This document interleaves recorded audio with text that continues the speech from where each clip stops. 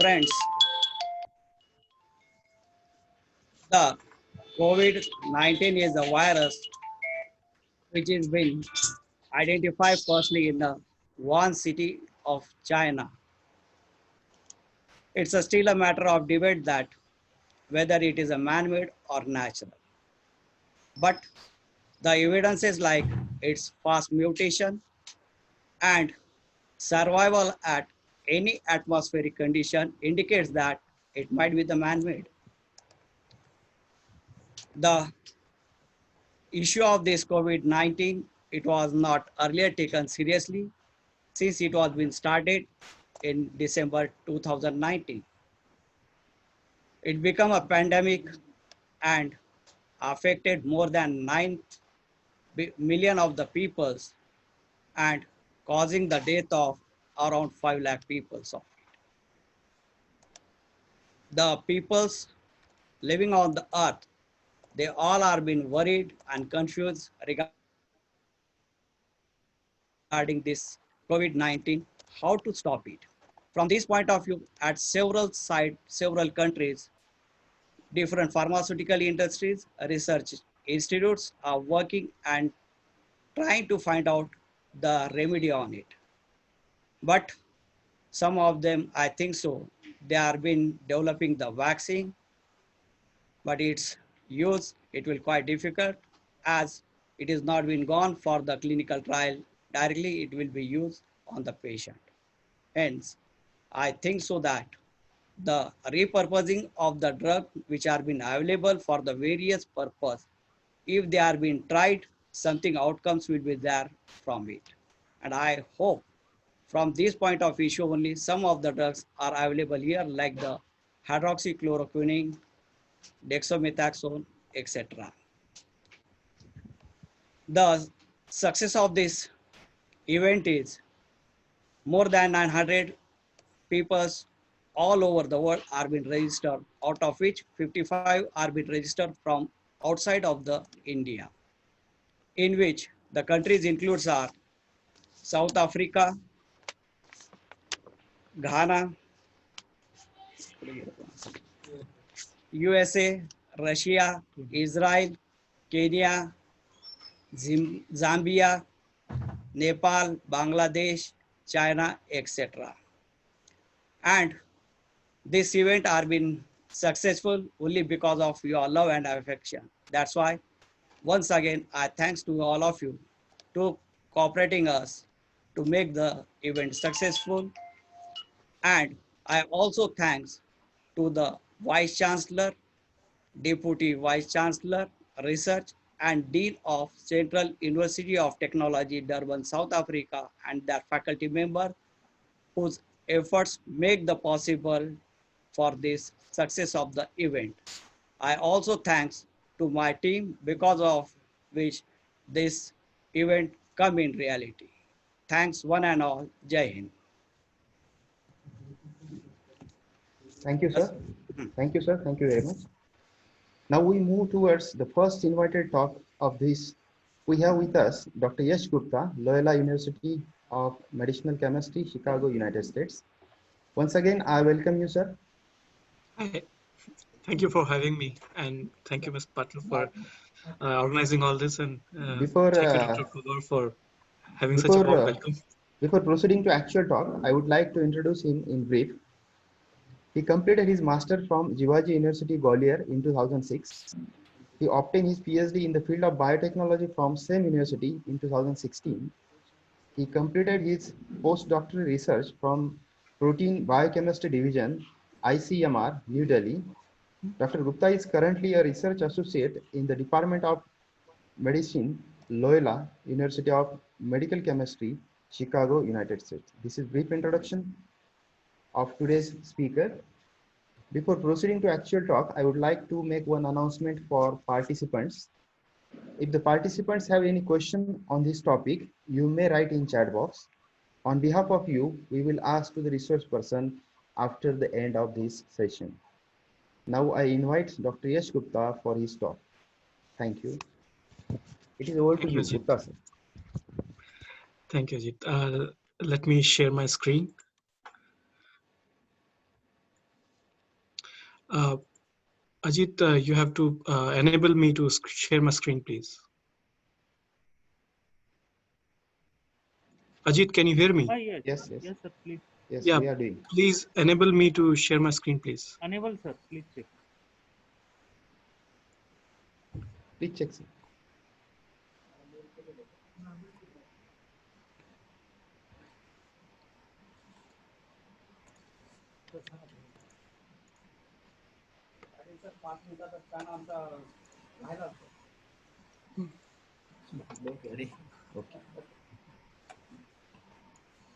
Okay. Can you see my screen? Yes, Yes, sir. sir. Okay. So this is what we are doing in our institute. So we are actually trying to, like Dr. Pawar said, that we are trying to repurpose the drugs which are already available and approved, and to repurpose them with coronavirus. And also we want to populate backup drugs, because we believe that this virus in this form or different form will keep on coming back. And WHO also supports this, that it might stay forever, just like HIV. And so we have to be prepared. And to be prepared, we have to understand the biology of this particular virus. And it is nothing like we have seen before. It is very complicated. It has a lot of features which are like unique to this particular virus. So when we talk about basic drug discovery pipeline, so first thing we want to know is what are the important components of this virus that we can target. Basically, drugs are like a bullet, and and the virus is our target board. So to elucidate what targets are important, so we have previously seen a couple of big pandemics and 5 minor pandemics from this same family of coronaviruses. And so inferring from that, we have populated certain targets which can be very good for drug discovery purposes. So if we talk about uh, coronavirus, here I'm writing coronavirus evolution, but it is coronavirus history. So first identified human coronavirus was in 1965, and these are harmless viruses. They cause common cold, and more prominently, we all have suffered from different coronaviruses, and we don't even know that they are like harmful. So in 2002, SARS emerged. This was the first incidence of a deadly virus from this family. And as you know, it happened in China and Hong Kong, and it was a big scare. And the killing rate of this virus was less than the current coronavirus. It was around 0.4%, means out of 100 people, so out of 400 people, one person was getting uh, uh, killed. And MERS was a very deadly form of this virus. One out of 3 people were getting killed, but thankfully this virus was not very contagious. Its transmission rate were very low. So we survived this pandemic, and it never amounted to much, only with 858 deaths. And now we have COVID-19, which emerged last year, late last year, and is now a global pandemic, and it has already um caused 328,000 5 million cases and 3,028 deaths. And we are still struggling with the biology of this virus. So if we divide this coronavirus family members, so it can be beta coronavirus, gamma coronavirus. Yeah, please. So beta coronavirus, gamma coronavirus, and the main SARS coronavirus. So so new viruses which we are seeing, like MERS, SARS-CoV-2, are all beta coronaviruses. And also we have other bad coronaviruses. But this unique feature of this SARS coronavirus is that it can do species jump very easily. So far we have seen pet animals also getting infected, cows getting infected, lion getting infected and dying in the Washington Zoo. So thing is that this virus has a very easy species jump, which is not very common in the, among viruses. You cannot because viruses are fine tuned according to the host. So this virus jumping from one species to another is something of an enigma, and still we are trying to understand how it is happening. And this virus attacks at multiple points, and lung and throat are this primary target. And once inside the target, this virus shows its true colors, and it has a lot of different mechanisms by which it attacks different part of our body. And SARS-CoV genome size is 30 kb, which is very large compared to other viruses. It's almost 5 times dengue virus genome. And the main feature of this virus, by which they name this coronaviruses, is the spike protein. Spike protein is like a protrusion out of the cell membrane, and these spike proteins, if we see under electron microscope, they look like a crown. And thus corona means queen's crown, which has a lot of spikes classically. So if we see if we try to classify, so all right, so let's see about its evolution first. That is the most interesting part. So every organism virus attempts to survive in hostile conditions by making a minor modification in its life cycle. Now what do we mean by this is that every organism evolves, but virus, being a very unstable genome, and its load totally depends on its ability to multiply. So these viruses actually can have hyper modification rates, and they can change a lot. But thankfully, this virus is not changing that fast.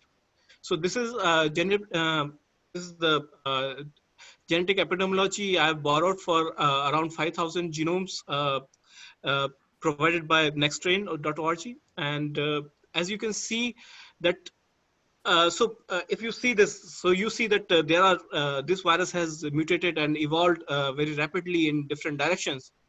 But the point to be, the most interesting thing is that these colors are the geographical locations. So if you see closely that different geographical locations have same mutations. If you see multiple colors clustering together, then you see that this virus has lot of different mutations. Similar mutations in different geographical locations.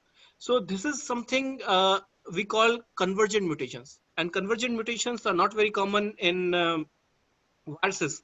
Like if you see dengue virus, so you see completely distinct evolution plan. All the geographical locations are segregated together, and you don't see uh, any convergent mutation but we see convergent mutations in different pathogens. So most notorious of them is tuberculosis. So tuberculosis has a lot of convergent mutations because we used same drugs to treat tuberculosis in different geographical locations. But why coronavirus is having a convergent mutation? The answer is that this virus is not human. This virus has come from a wild source. So it is trying to adapt to humans. And so it is doing the same thing in different geographical locations to become more and uh, more dangerous for humans. So as we are saying that this virus is here to stay, this virus is going nowhere, and it is evolving and becoming more and more dangerous. If you see, so there is you see the phylogeny and the changes we are seeing in this virus. So the top tier is the diversity among the nucleotides, and bottom tier is the diversity among the protein. So you can see that this virus is highly stable. This virus is not, but it has a very specific set of mutation at very specific sites, and spike protein as you can see, is very typically mutated between S1 and S2 domains. So I will come to detail about these domains in my later slides. But as you can see, this virus is now adapting to exploit humans as its primary host. So this is a classical. So this is the first case of such a extensively covered virus, which we can see that this virus came from a wild source and evolved according to human host. Is evolving, I'm sorry. So we talk about drugs that are approved by FDA. Not many countries have approved the same set of drugs, so there is a lot of variability among different countries. So I'm just restricting myself to US approved drugs. So top of the line is remdesivir. Remdesivir is actually developed against was actually developed against Ebola, and it targets RNA-dependent RNA polymerase. And it targeting RNA, it's not a correct way to put it. Basically, it's a nucleoside analog. So it gets incorporated in RNA synthesis. So all the RNA viruses have to make RNA from RNA, a machinery that is absent from host. So that is a machinery exclusive to viruses. So when they are replicating RNA from RNA, this remdesivir, being a nucleoside analog, gets incorporated in the RNA and makes defective genomes and defective replication. So, but it also gets incorporated in our RNA. So that gives this drug a very unique toxicity profile. So it causes very high toxicity index, and it is sometimes in some individual it is very less tolerated. Another drug we know very well about, and I'm actually, my background is more with malaria, and so I'm more familiar with this drug. This is hydroxychloroquine. This is a safer alternative of chloroquine, but they work against viruses the same way. So basically, it elevates the pH of endosomes and lysosomes. So why it is important? So when the virus enters the host cell, so it gets processed by the lysosomal enzymes. For it to deliver its genome into the cytoplasm, it has to be processed by the lysosomal enzymes. And by elevating the pH, this drug actually deactivates lysosomal enzymes and disables the virus, and the virus is actually ultimately digested instead of successfully delivering its genome into the cytoplasm. So hydroxychloroquine is a very controversial drug right now, because a lot of reports are coming in opposite direction. Some are saying it works, some are saying it doesn't work. But it is safe to say that for now, as a precautionary or a prophylactic drug, hydroxychloroquine has some efficacy. While as a treatment of advanced stages, it might have some mixed results. And again, another repurposed drug pool is the protease inhibitors of HIV, lopinavir and ritonavir, which are actually also approved in India. So these are they act against papain-like protease and main protease of this coronavirus.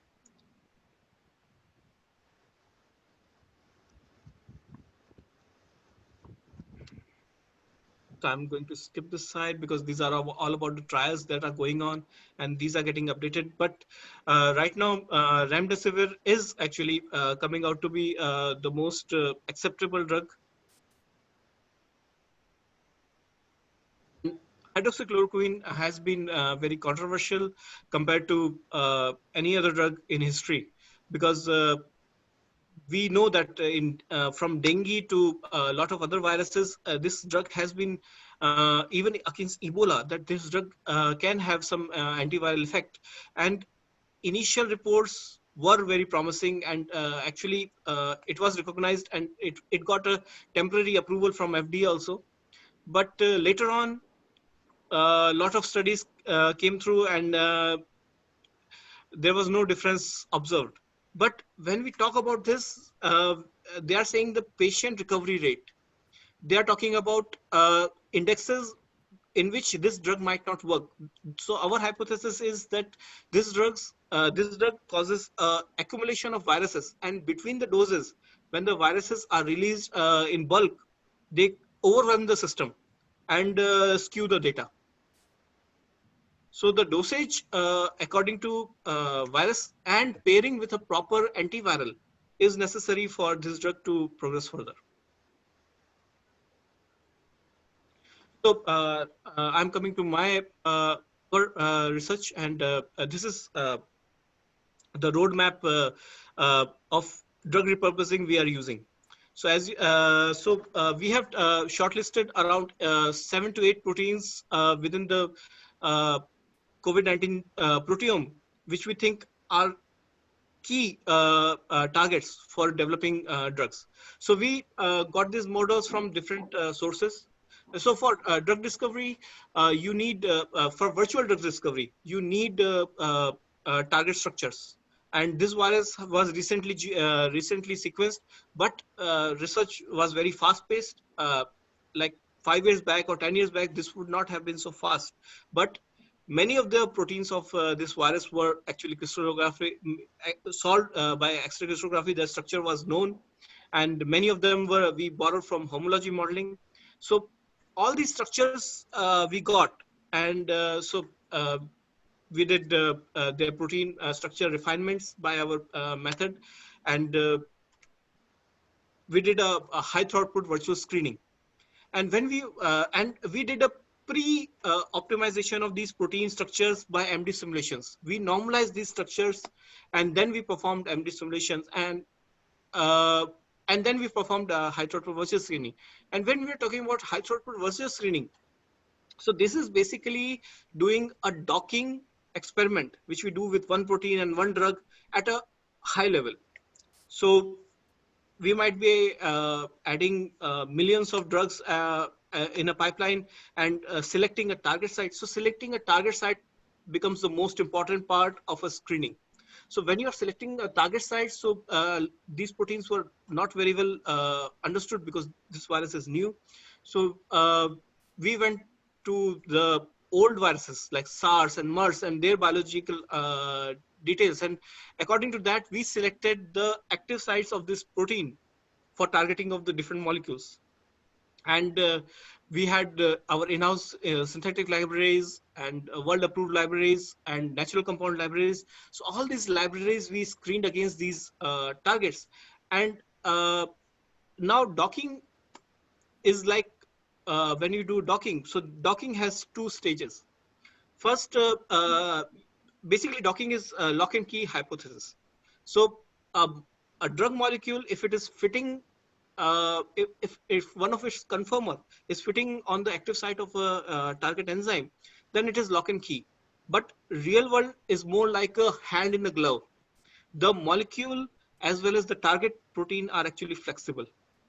They, when they are interacting, they both have some alterations and they form a stable complex. To see this, we did flexible docking with XP. So this is part of a Schrodinger software suite we are using. So XP is more like a flexible docking. And then we rescored all these docking results with MMGBSA.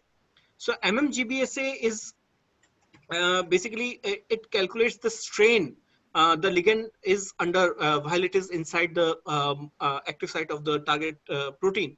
So this strain is basically energy. Whenever you have a instability in a complex, you get energy value. So if it is the strain is very high and that complex is not stable, the MMGBSA basically is an algorithm that removes such high strain. So if you have no strain complex, like it is acceptable, then you get a hit. So out of all these, we were able to shortlist to around 300 molecules, and then we are trying to get them experimentally validated. So these are the various sources of the library we used. So we have some, and we have a lot of molecules which are like we have stored in house, and there is world approved library. So world approved library is investigational compound library, as well as FDA approved library, and libraries which are approved by some authority all over the world. And sweetly, it has a lot of herbal isolates. CMOP is a completely natural compound library. So all these libraries we pooled and did this high throughput virtual screening. So now we should dissect out the biology of this virus.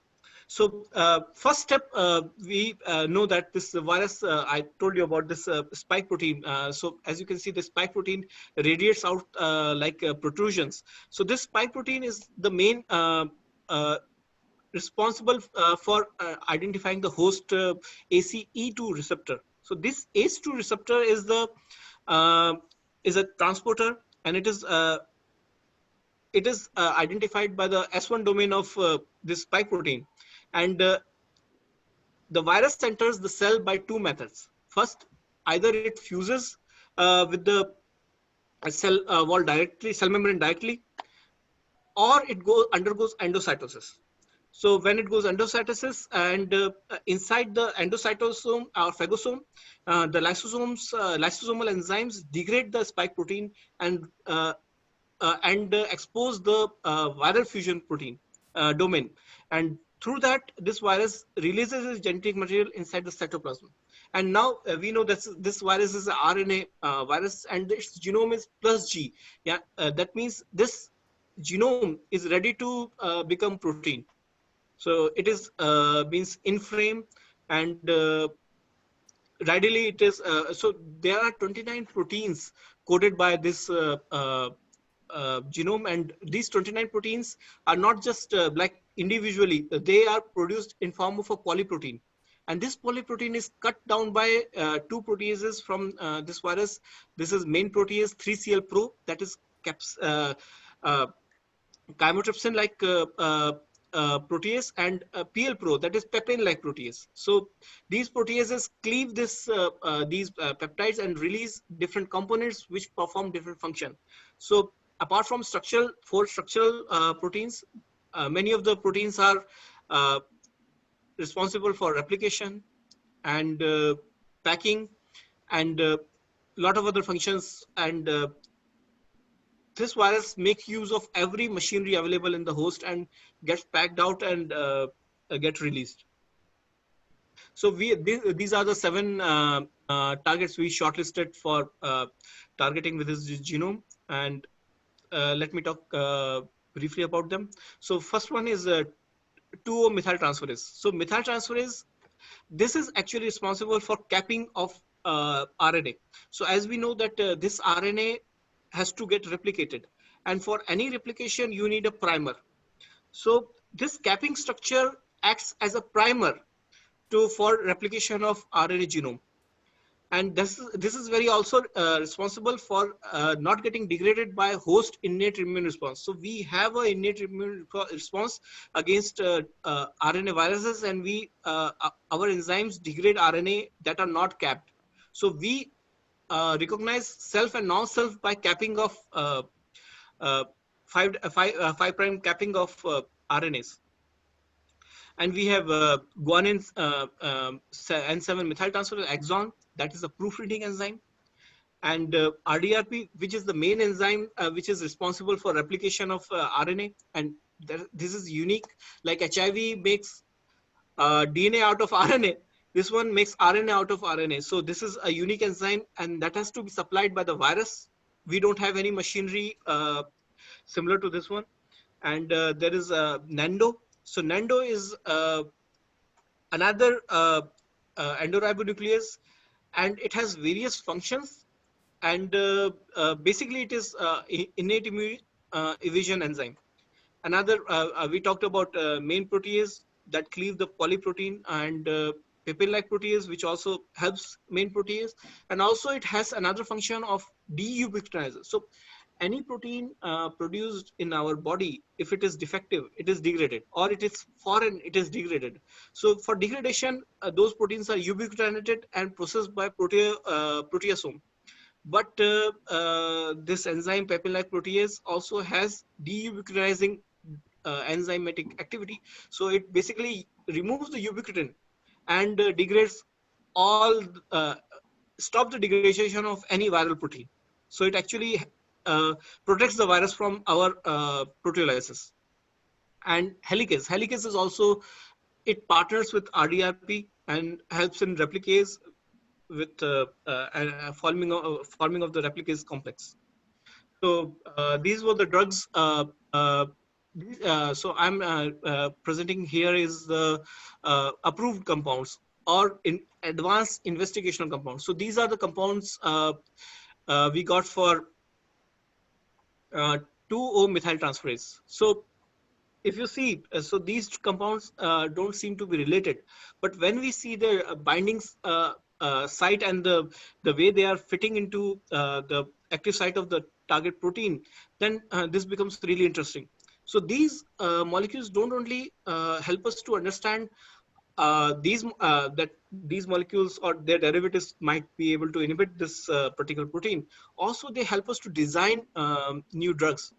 So we performed, as I told you, we performed hydrogen bonding, and we do MD simulation. So let me talk about MD simulation more. So MD simulation is like a real world situation, like you have water, a pinch of salt, and uh, a protein and a drug. So all that situation that is happening in the real world, we can simulate all that in a computer environment. So this video, you see that this heparin molecule, which was our top hit against 2-O-methyltransferase, is actually bound to a central active site of our target protein. And throughout 100 nanosecond sorry, 20 nanosecond simulation, this compound stayed there. And so we can imagine that in similar condition, like in water and salt and like physiological condition, this compound should stably form a complex with this target protein. So going by that logic, we also did a similar thing with different targets. So this is peptide-like protease, and so with paper-like protease, we did multiple screenings, and we got these different approved compounds as well as advanced investigational compounds. So this is toxirutin. Toxirutin is a uh, very common natural compound. It is present in a lot of natural sources, and maximum it is present in orange peel. So and China got approval for using orange peel extract as a herbal remedy for coronavirus, and they used it a lot. I don't know why it didn't come out, but we got the component of orange peel extract to be very plausible hits against papain-like protease, which is a very important component of. Also, this is our like most important target, which has been like consistently targeted in SARS, MERS, and now COVID-19 is the main protease. So main protease has to cut 15 times within the coronavirus proteome. So it is a very important enzyme without which the proteins don't get processed and they don't form individual active proteins. So as you can see, at fourth number is toxirutin again. So toxirutin might be inhibiting both the proteases. It's very interesting, and we got a lot of other uh, compounds. So as you can see that during these are very stable complexes, and we have seen many complexes that do not work, and these ligands simply fly off. But these high throughput screenings, because of especially because of MMGBSA energy calculation algorithms, we got very specific hits. So, and this is the RNA-dependent RNA polymerase, and we know that this is the target of remdesivir, and we know that it aids in RNA-dependent RNA polymerization. Means from RNA, you get RNA. If you in central dogma, DNA has to DNA becomes RNA, RNA becomes protein, but it never goes in reverse in or parallel in human system. But there are viruses which defy central dogma, and this is the most important target among uh, others. And we can, if you see the list, so we got a lot of aminoglycosides targeting this uh, protein, and we know that aminoglycosides usually target RNA binding proteins, and RNA dependent polymerase is RNA binding, and also there other RNA dependent RNA genome viruses like hepatitis C. Aminoglycosides have been active drugs, especially like neomycin B against SCV. So similarly, we got more aminoglycosides, and it's worth exploring. One of the aminoglycoside could actually be a next repurposable drug. Similarly, we got these hits against Nendo. And these are axon. If you remember, it is a proofreading enzyme. And again, diosmin, the top hit, is actually another compound from orange peel extract. So another natural compound. It's really interesting. And diadenosine, which is anti-HIV, and it has some efficacy against coronavirus. At fourth number, you can see that it is blocking helicase, and helicase is a important part of replicase complex, and it is also a very good target. So sum up what we have found, out of 16,000 compounds, we were able to shortlist 300 potential anti-COVID repurposable molecules or novel molecules which could actually stop this virus by targeting different. Now, having different target has a lot of new dimension to what we are doing. So even if we use a drug and the target gets mutated, we have alternate targets and new drugs against it ready. So this kind of our effort is actually directed against providing a continuous supply of inhibitors against different targets, and keep an option ready if this virus mutates or become resistant. So, and this is our research team. So my mentor, Dr. Prakash Kempaya, and our chair, Dr. Ravi Durvasla, they allowed us to do all this research and helped us at every step. And this is David and Raman are my close colleagues, junior colleagues, and we have different collaborators. From our chemist group, we have Dr. Rathi from New Delhi and Dr. Daniel Baker from Loyola University. And Dr. Dye and Dr. Buffett helped us testing these compounds against the virus. Yeah, okay, I'm ready to take questions.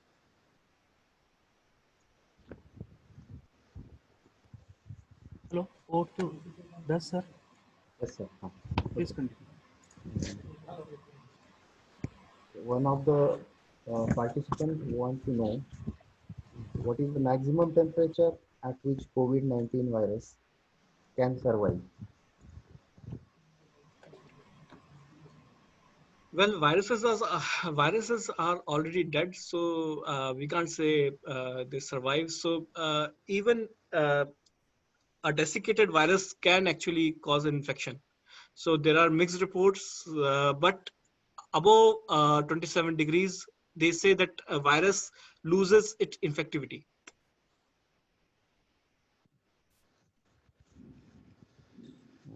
Also, there is one question about which is a better option, either drugs or vaccine, to cure this infection.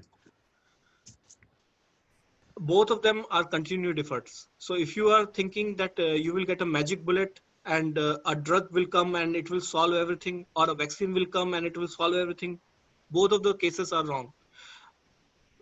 Virus can become resistant to any drug you design, and you might have to get another drug in line, a backup plan.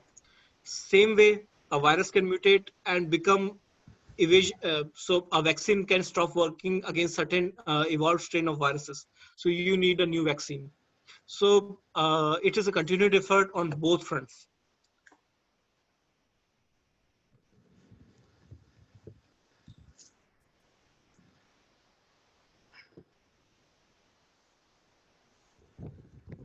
If any participant want to ask any question, please raise the hand.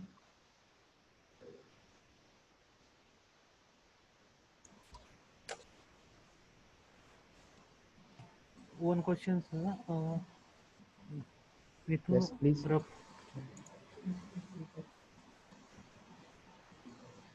Hello, sir. Please say. Hello. Ask your question, sir. Hello, sir. Continue, sir. Yes, sir. Actually, any strategy to discover drugs for COVID-19 from natural sources like plants? Actually, it is a sad thing that we only know around 1% of the compounds of the plants around us. Like plants we use, we only know 1% of the compounds. So for now, we are using those libraries to screen against these proteins. But as you know, plants are sources of lot of compounds, and we need to unravel more and more of new compounds from more and more plant sources to understand, to have more potential drugs. But we have been doing a lot of natural compound screening, and we have got really interesting, like troxidutine and all. We have got very interesting natural compound leads.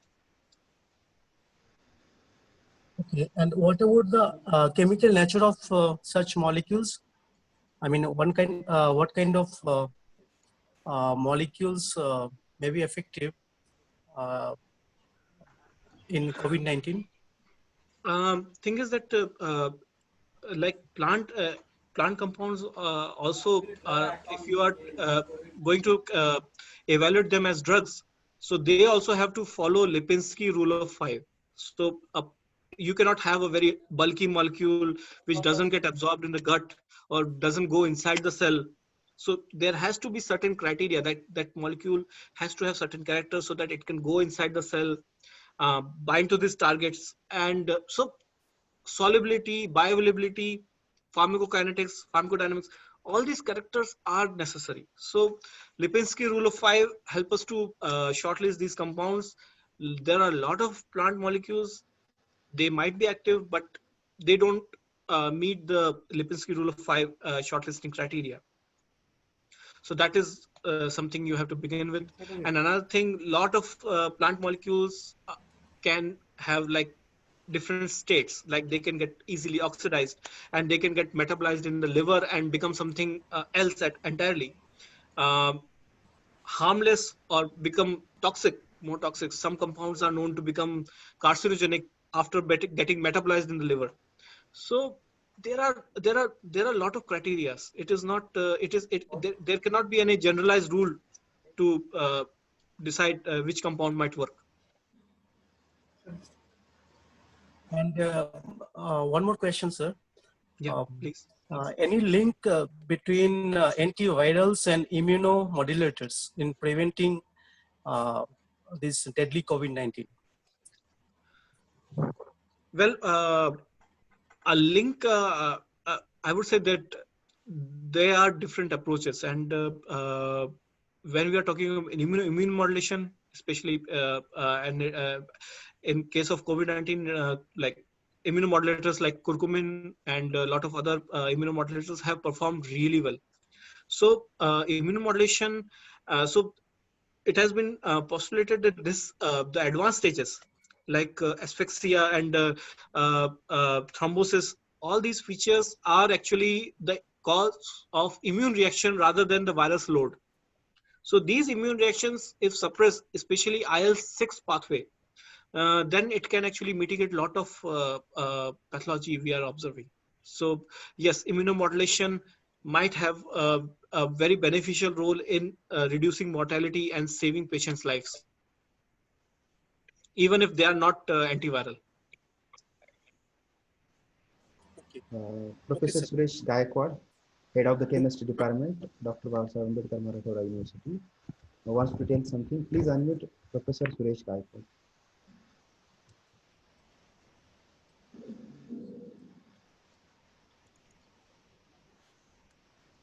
Sir. Suresh Gaikwad, sir. Sir. Yes, continue, sir. Am I audible? Yes, sir. Good Good morning, morning, sir. sir. Good morning. Dr. Yes, sir. Really, I appreciate you have given very nice presentation and in a lucid language, so that I think every audience will be happy with your lecture. And one thing I want to mention here, the team of Devgiri College, MSc Mandal Aurangabad, particularly Department of Chemistry, Dr. Rajendra Pawar, Dr. C.S. Patil Madam, Dr. Das, Dr. Tekale, they have organized very nice event as an international conference, and they have invited very distinguished guests like you. Just I want to know about, sir, actually, not only Indians, but all over the world, at present, no drug is available as a exact drug for the treatment of COVID-19 or this particular pandemic. But even though more than 50% rate of recovery of patient is there all over the world, and particularly in India.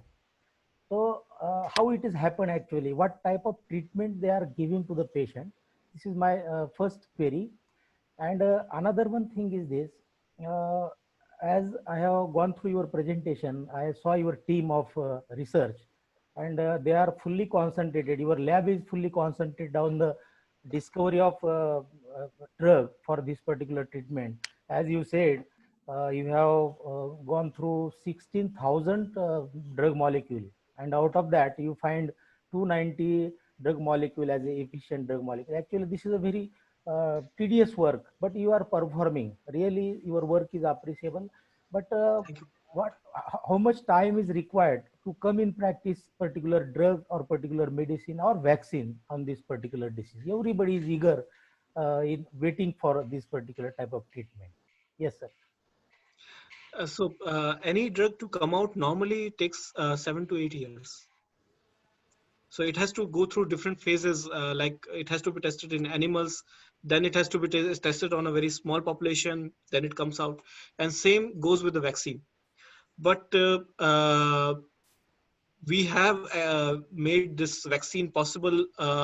So this vaccine, which is coming against this coronavirus by Moderna, is actually came out in is planned to come out in 8 months.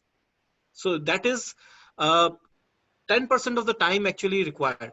So if we put in so much resources, we might get a lot of molecules faster for this particular disease.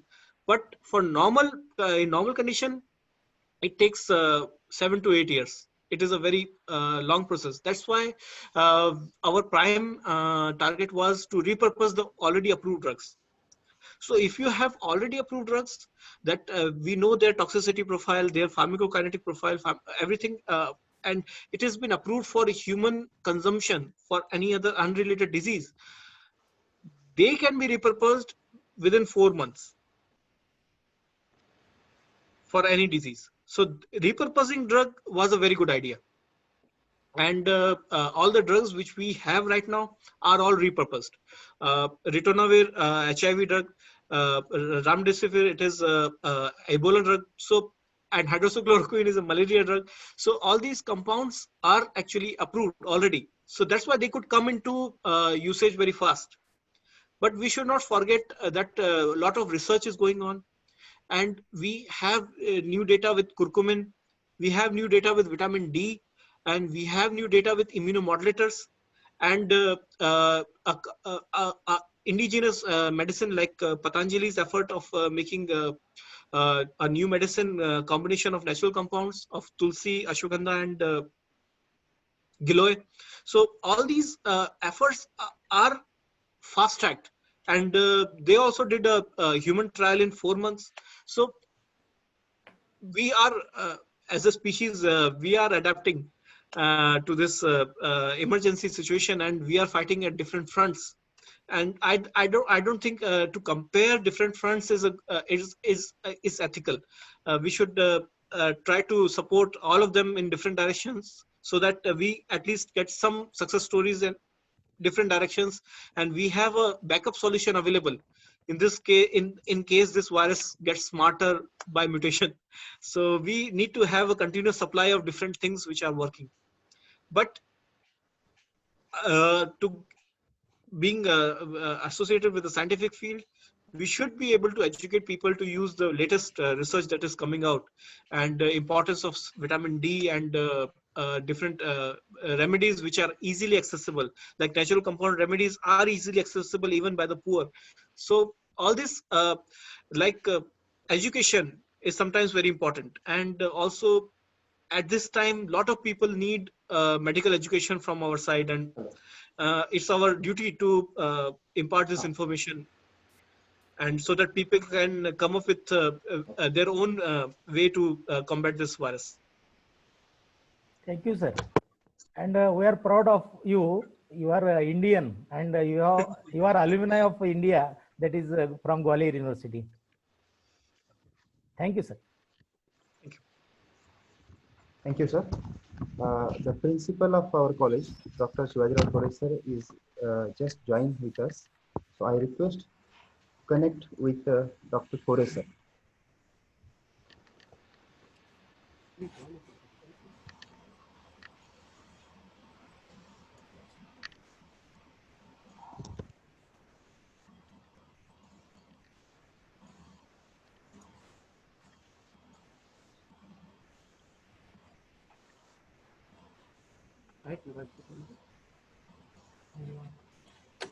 Hello. Hello, Thore sir.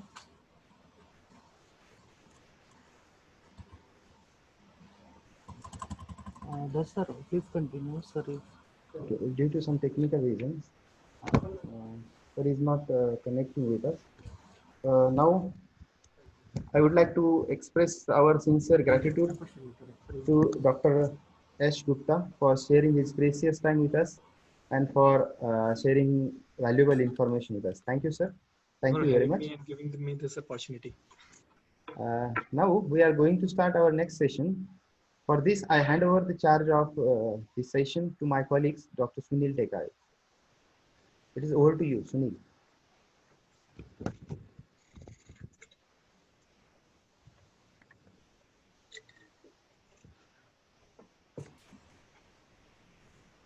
Sir, unmute sound. Tekade sir. Hello. Unmute the mic, sir.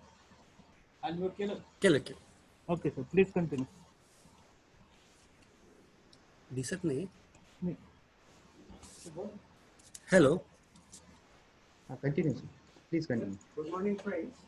Yeah, good morning, friends. Myself, Dr. Sunil, and I welcome you for the second invited talk for the today's international level webinar on COVID-19 pandemic outbreak global scenario. Friends, I am here to introduce the resource person of this session.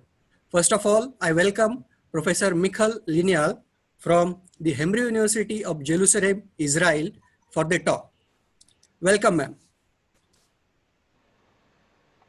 Thank you. For this session, we have Professor Michal Lineal as the resource person from the Department of Molecular and Cellular Biology, Biology and Bioinformatics, Hebrew University of Jerusalem. Professor Michal has completed her PhD in microbiology on studies in mechanistic aspects of replication in parasites. She was a postdoctoral fellow at the Stanford University during 87 to 89 on the field cellular neurochemistry. She has served director and board member of various academic and research committees. A few of them notably are director of the Israeli Institute of Advanced Studies, vice president of International Society of Computational Biology, director of the Sudarsky Center for Computational Biology. She is also a founder member and chairperson of Honor Educational Program for Computational Biology at the Hebrew University. Ma'am has served as a representative of Israel in the Pan-European project of Elixir, and currently she serves as a steering committee member of the World Pandemic Research Network branch for COVID-19 opportunities. Friends, it gives me an immense pleasure to share that her research areas of interest include structural and functional genomics, viral host adaptation, cellular biological aspects of the secretory system, and so on. She applies large-scale technologies for regulation levels in health and diseases. Professor Michal has more than 200 peer-reviewed publications, book chapters, and conference proceedings to her credit. More than 13,500 Google Scholar citations highlight the bright academic profile of Professor Michal. Today, her talk is going to on COVID-19, more questions than answers that the world is globally facing. So with this much brief profile, may I now request Honorable Professor Michal to continue her talk. I invite Professor Michal. Thank you very much. I will need somebody to stop the shared screen so I can use mine. And while you are doing it, I would like to thank again for the opportunity. And it's really exciting to have such a large audience. And as mentioned, there will be more questions than answers in this talk. So everybody can see it, okay? Yeah. Good, excellent. So what I would like to do is really to tell you on some of our approach to COVID-19. And by doing that, I think I don't have to tell you too much about the fact that this pandemic is really keeps us very busy in trying to understand even the simple graph that you see in front of you. Why is it that some countries are kind of over it while others are still ongoing? And I think it's very easy to see this by this, just to see the time where different countries, I'm just showing few, are entering this pandemic event. And once they are there, the graphs looks very different in terms of its speed and dynamics. So all of this, we are well aware of it, but in order to get a little bit deeper to understanding what's going on, we must understand better the virus, that's for sure. So by doing that, I want to take you for really few minutes just to understand that often it says that this pandemic never happened in the last 100 years. So let me go through a brief history lesson. And actually, pandemic and epidemia are not that rare. And that can be seen quite obvious when you look at what happened in the last, let's say, 100 years. Of course, 100 years ago, there was this Spanish flu that killed over 50 million people.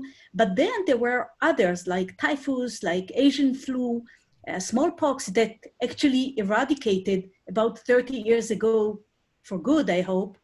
HIV that is still going on in many parts of the world, and so on and so forth. And indeed, COVID-19 is the newcomer, but it's not unique in this aspect.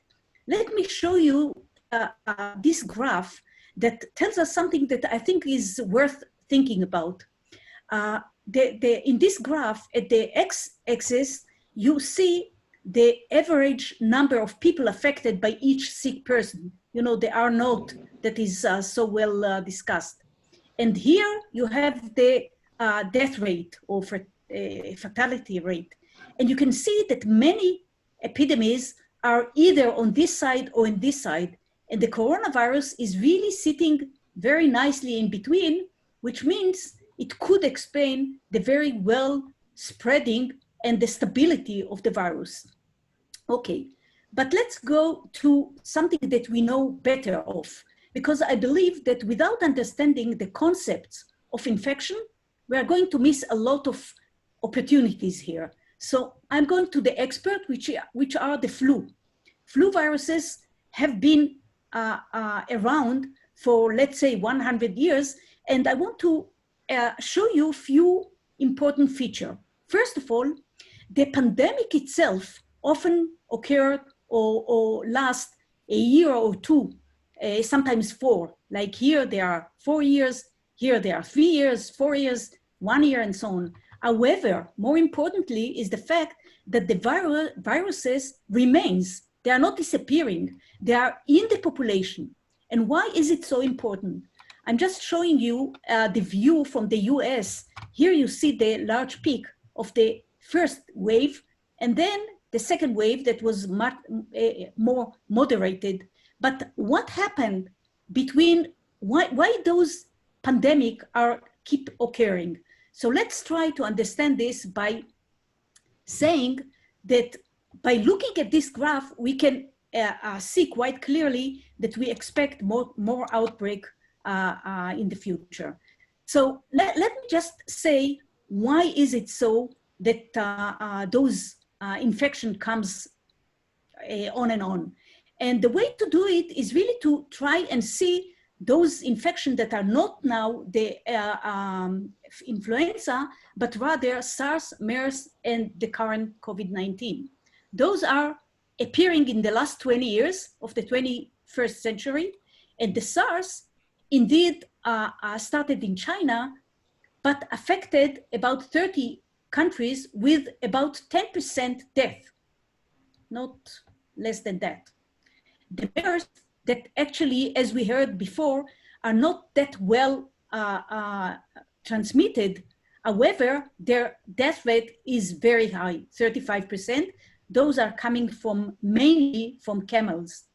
And the COVID-19, which is already inflicted 9 million, probably 10 times more, because the reports are under-reports. And it started in China, but then affected US, Europe, and actually the entire world, as you can see here.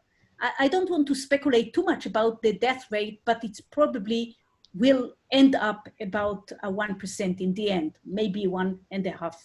But we shouldn't forget the fact that COVID-19 is completely new to us, scientists and humanity. It's an unseen disease we know very little about. So the one question that, you know, as biologists, you start asking yourself, where did it come from?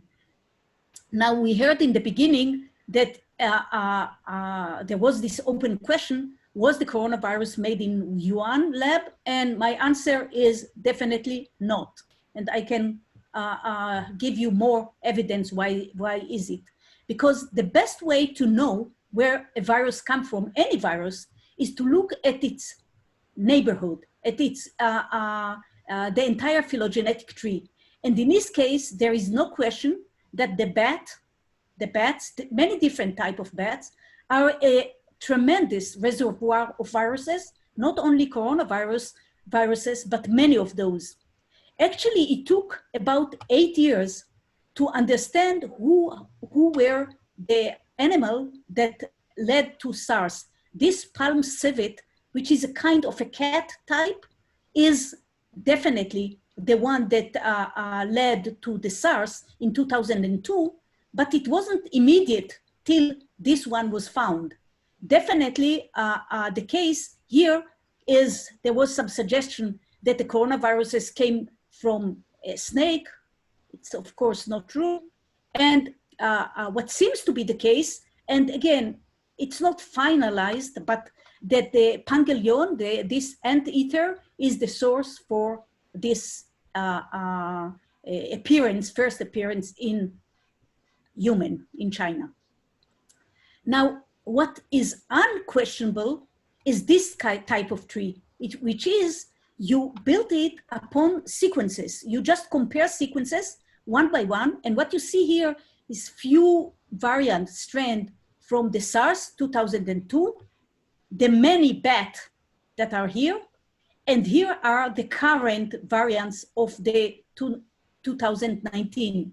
But please note that this phylogenetic trees was built without any filling. It's just a technical building of multiple sequence alignment, and the number here tells us about the confidence, how much we are sure about this junction. And as you can see, we are fairly sure about it. And those three pandemic, the SARS 2002, COVID of now, and MERS are in one big family tree of this phylogenetic tree. Now, when you look at the family relationship, you can see that everything that I told you up to now belong to this lineage B, which is here. But actually, if you look at the bat as a reservoir and all those animals that led to the three pandemic, we know that there are another 4 types of coronaviruses that are spread they are endemic to humanity. They are maybe not nice, they are seasonal cold, but they are there for many, many years.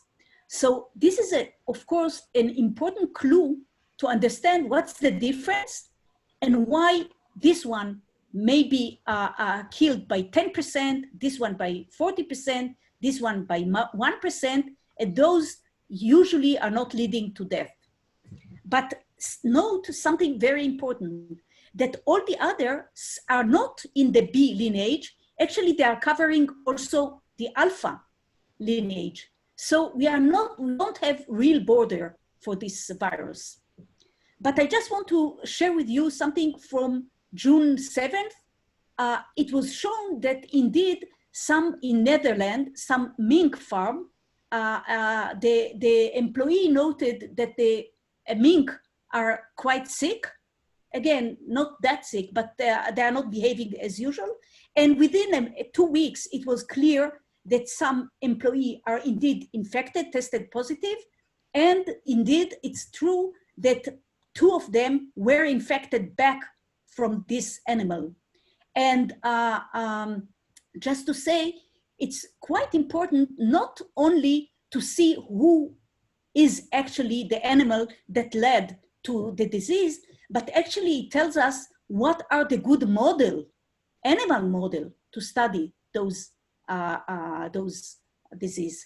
So to recap this part, I just want to summarize this evolution lesson. We have this very intimate relation between animal and human, and as long as human will be close to wildlife or livestock, we will have more and more of this. So this is the take-home message. New viruses are likely to emerge, for sure. Okay, a legitimate question or important question is there more than one virus?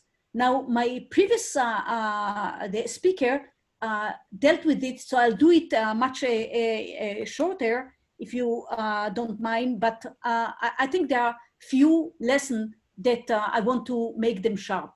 First of all, viruses behave like any evolution.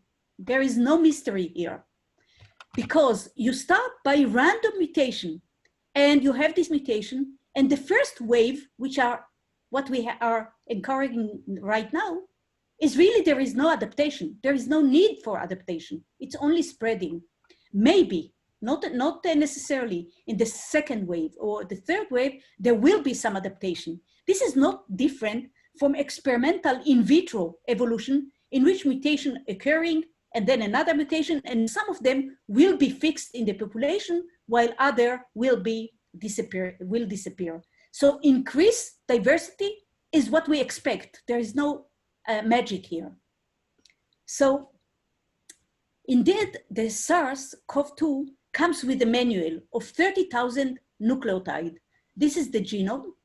And some of it we know very well. We heard about this one we heard about this endonuclease, we heard about the helicase and the spike protein. But this is by far not the entire story.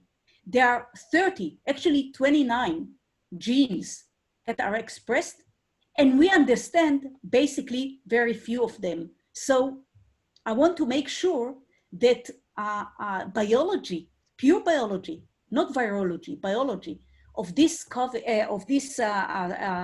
virus is far from being completely understood. Now, the biggest viral experiment that has been done in the world is in front of you. This is called air traffic. Carrier, sick, about to be sick, pre-symptomatic, asymptomatic, all of them were traveling in the beginning of this year.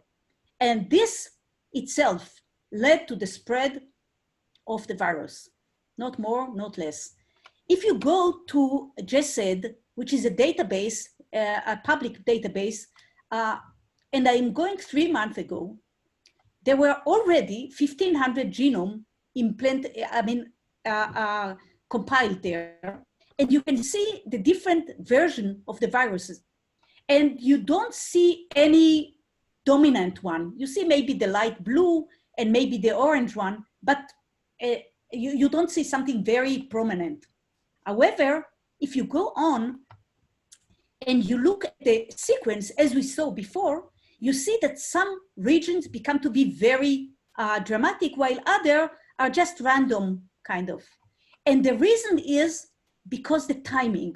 What happened is that at early time, there was this split before travel was going on and spread it to other places. So we don't have to talk about convergent evolution. We have to talk about air flight. And that's important not to comment, because this virus in this aspect behave like any other virus.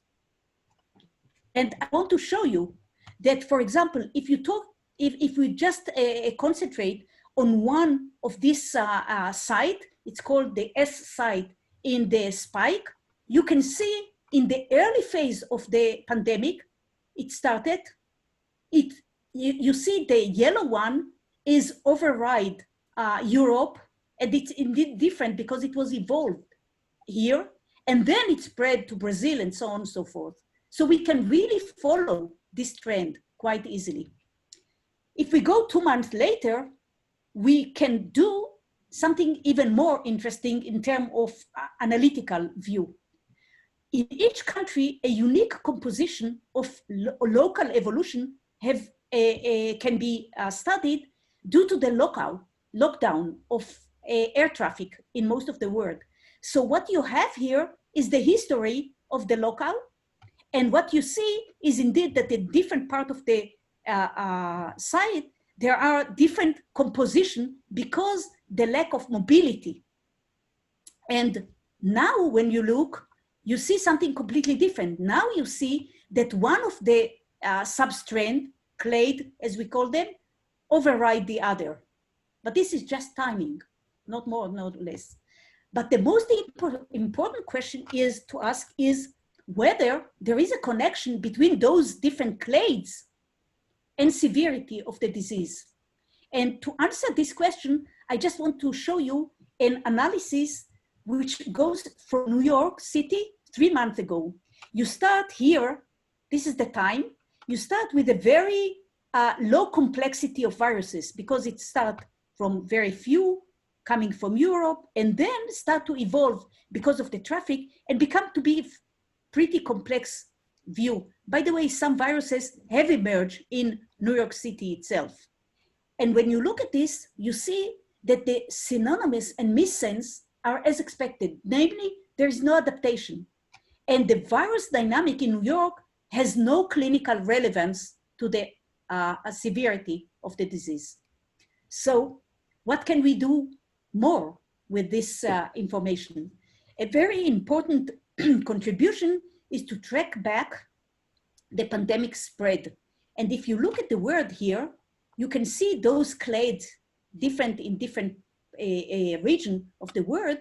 And this is already analysis of 5,000 genome. Here, what we can learn is that there are there is this phenomena that we call super spreaders, which means that a few small percentage of people, maybe 10%, maybe less. In Israel, it's even considered to be less, from a study done in Tel Aviv.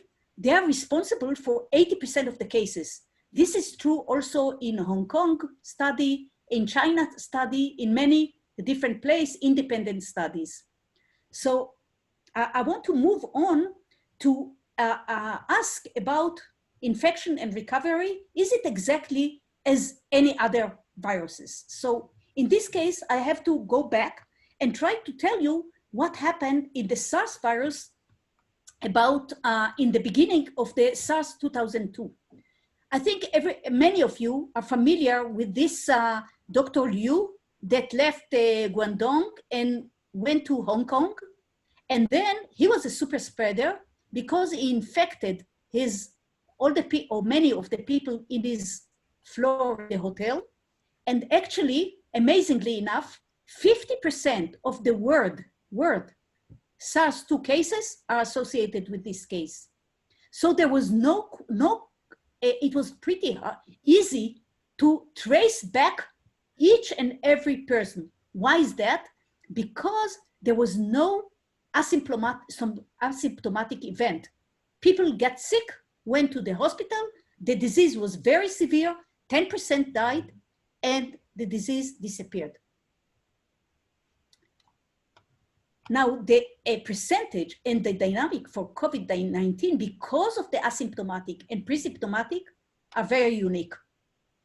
And that makes it special.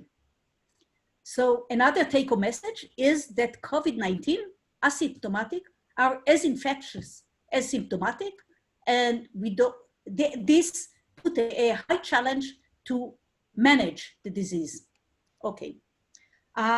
I'll say it in a very short way because this graph is a bit complicated, but what it shows is what is the dynamic of PCR test in the time from the symptom. So you can see that the symptom, one can even find positive COVID-19 by PCR a couple of days before. But I think what's most important is that people do have the virus for a long time, 6 weeks, 5 weeks, and so on. Look at this line. However, those are non-infectious virus. I want to leave a question, why they are not infectious? What the difference between this virus and that virus? Another very important part is that at week 2, we start seeing the antibody detection, but we don't see what we often see, that the IgM is 1 week before IgG. It's not the case, they come together. What is it? Now we have few answers for this, but I don't want to develop it because I think there is another talk about immunity. So, but there are some surprises. As I said, all people produced antibody within 2-3 weeks, but they are slow responding. IgM and IgG almost at the same dynamics, and sera from people are the source for some good antibodies, but those are too many questions here, so I prefer not to develop it unless you will ask about it later. But the question, or maybe one of the most important questions, is whether this provide a long-term protection. And the answer is we don't know. However, you remember that I discussed the endemic coronaviruses. Those are winter cold. A study that was just published showed that actually the viruses dropped, the antibody for those drops pretty fast. And within 6 to 12 months, the protection is at least reduced 50%. So we have to think about whether there is a protection, long-term protection. Moreover, there was no evidence that one coronavirus gives protection to the other. And then I want to show you, as I started my talk, I mentioned this diversity in the world that is unexplained. And indeed, it is still unexplained, although the dynamics of the disease is very fast evolving. So let me take you to something that you are all familiar with. What you see here is the distribution by the WHO about the number of cases or the number of confirmed cases in different countries. And you can see that the Americas are, it started by the US, moved to Brazil. You have this wave in Europe that is slowing down, but you have other countries like India and like other countries that are picking up. And China is also, there is some, so this is in terms of big region, but we wanted to analyze in terms of countries.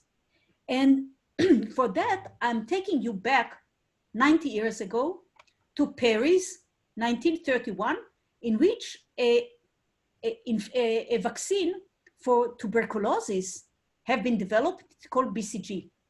Now, if you look at the map, this is the European map. I want to show you that there are different regimen of using this vaccination. There are some countries like Italy that never had any regulation about BCG. There are some countries that had regulation, but they stopped doing it about 20 or 30 years ago. There are countries that never stopped, that keep doing it for 70, 80, 90 years. So what is this BCG? BCG is a vaccine that is heavily used for tuberculosis. However, it is a live attenuated version of a mycobacterial virus, and it used for decades. BCG reduced the risk of TB, tuberculosis, by about 50%. But moreover, and that's important, at about 2000, there started to be many sporadic reports saying that the immune system is turned on in a way that multiple human diseases and animal models are being protected. But it was very sporadic on many, many different diseases. So what we did, we took the entire data from the pandemic as of now. We removed small countries not to be biased by small numbers. We normalized all population by 1 million. And we did some alignment of countries to a specific time point. That's very important because, as I showed you before, the pandemic doesn't align itself. It has its own dynamics. And then we did some statistical analysis. So what we see here is a snapshot of some of the BCG regulation. I don't go into the different codes, but we have it for all countries. And what you see is something very significant. You see that in this p-value, this high significance, you have a correlation, negative correlation, in which more years of administration of BCG, less death per million, very significant. Actually, I took this and I transformed it into a color code. So when you see purple, it means that the correlation is really negative and very strong. And now we are looking at the case per million, hospitalization, serious and critical per million, death per million, and recovered per million. And you see this. So this applies. It means that never mind if we are 10 days after alignment, 20 days, 30 days, 40 days, 50 days, the phenomena still holds. So what can we say about this disease? Definitely about this BCG. BCG is not alone. There are many, many different variables that we should consider. And we picked up about 23rd or 24 different variables: demographic, economy, for example, how many, what's the number of hospitals per capita, what's the GDP, health-related variable, how much obesity, HIV, and so on. Also, when schools were stopped and the mobility difference in terms of the pandemic. And when we combine all and do some multivariable analysis, we can see that the BCG is the strongest parameter. All the rest are not significant besides median age, that is very important, and I'll come to this in a minute. So what is I already showed you this. We all know that the age is a very strong risk factor. Actually, it's huge. There is a difference. Up to 50, nothing happened, but then the age is the most dramatic risk factor. So, and chronic condition that I won't talk about. If you look and now you separate the entire data to young, middle age, and old, and you do the same analysis as I showed you before, now you can see that the correlation is even stronger. Actually, the correlation is not existing at all in the old one. This is also true. You see this red line, it's the line of significance. Everything above is significant, everything below is not significant.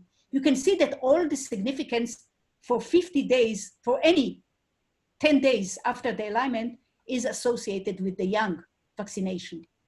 So a good question to ask is it, if this is the case, can we take all the countries and divide them to those that got BCG throughout, and those that throughout the 15 years, and those that did not get? And again, we see this for the this importance of more years, better outcome.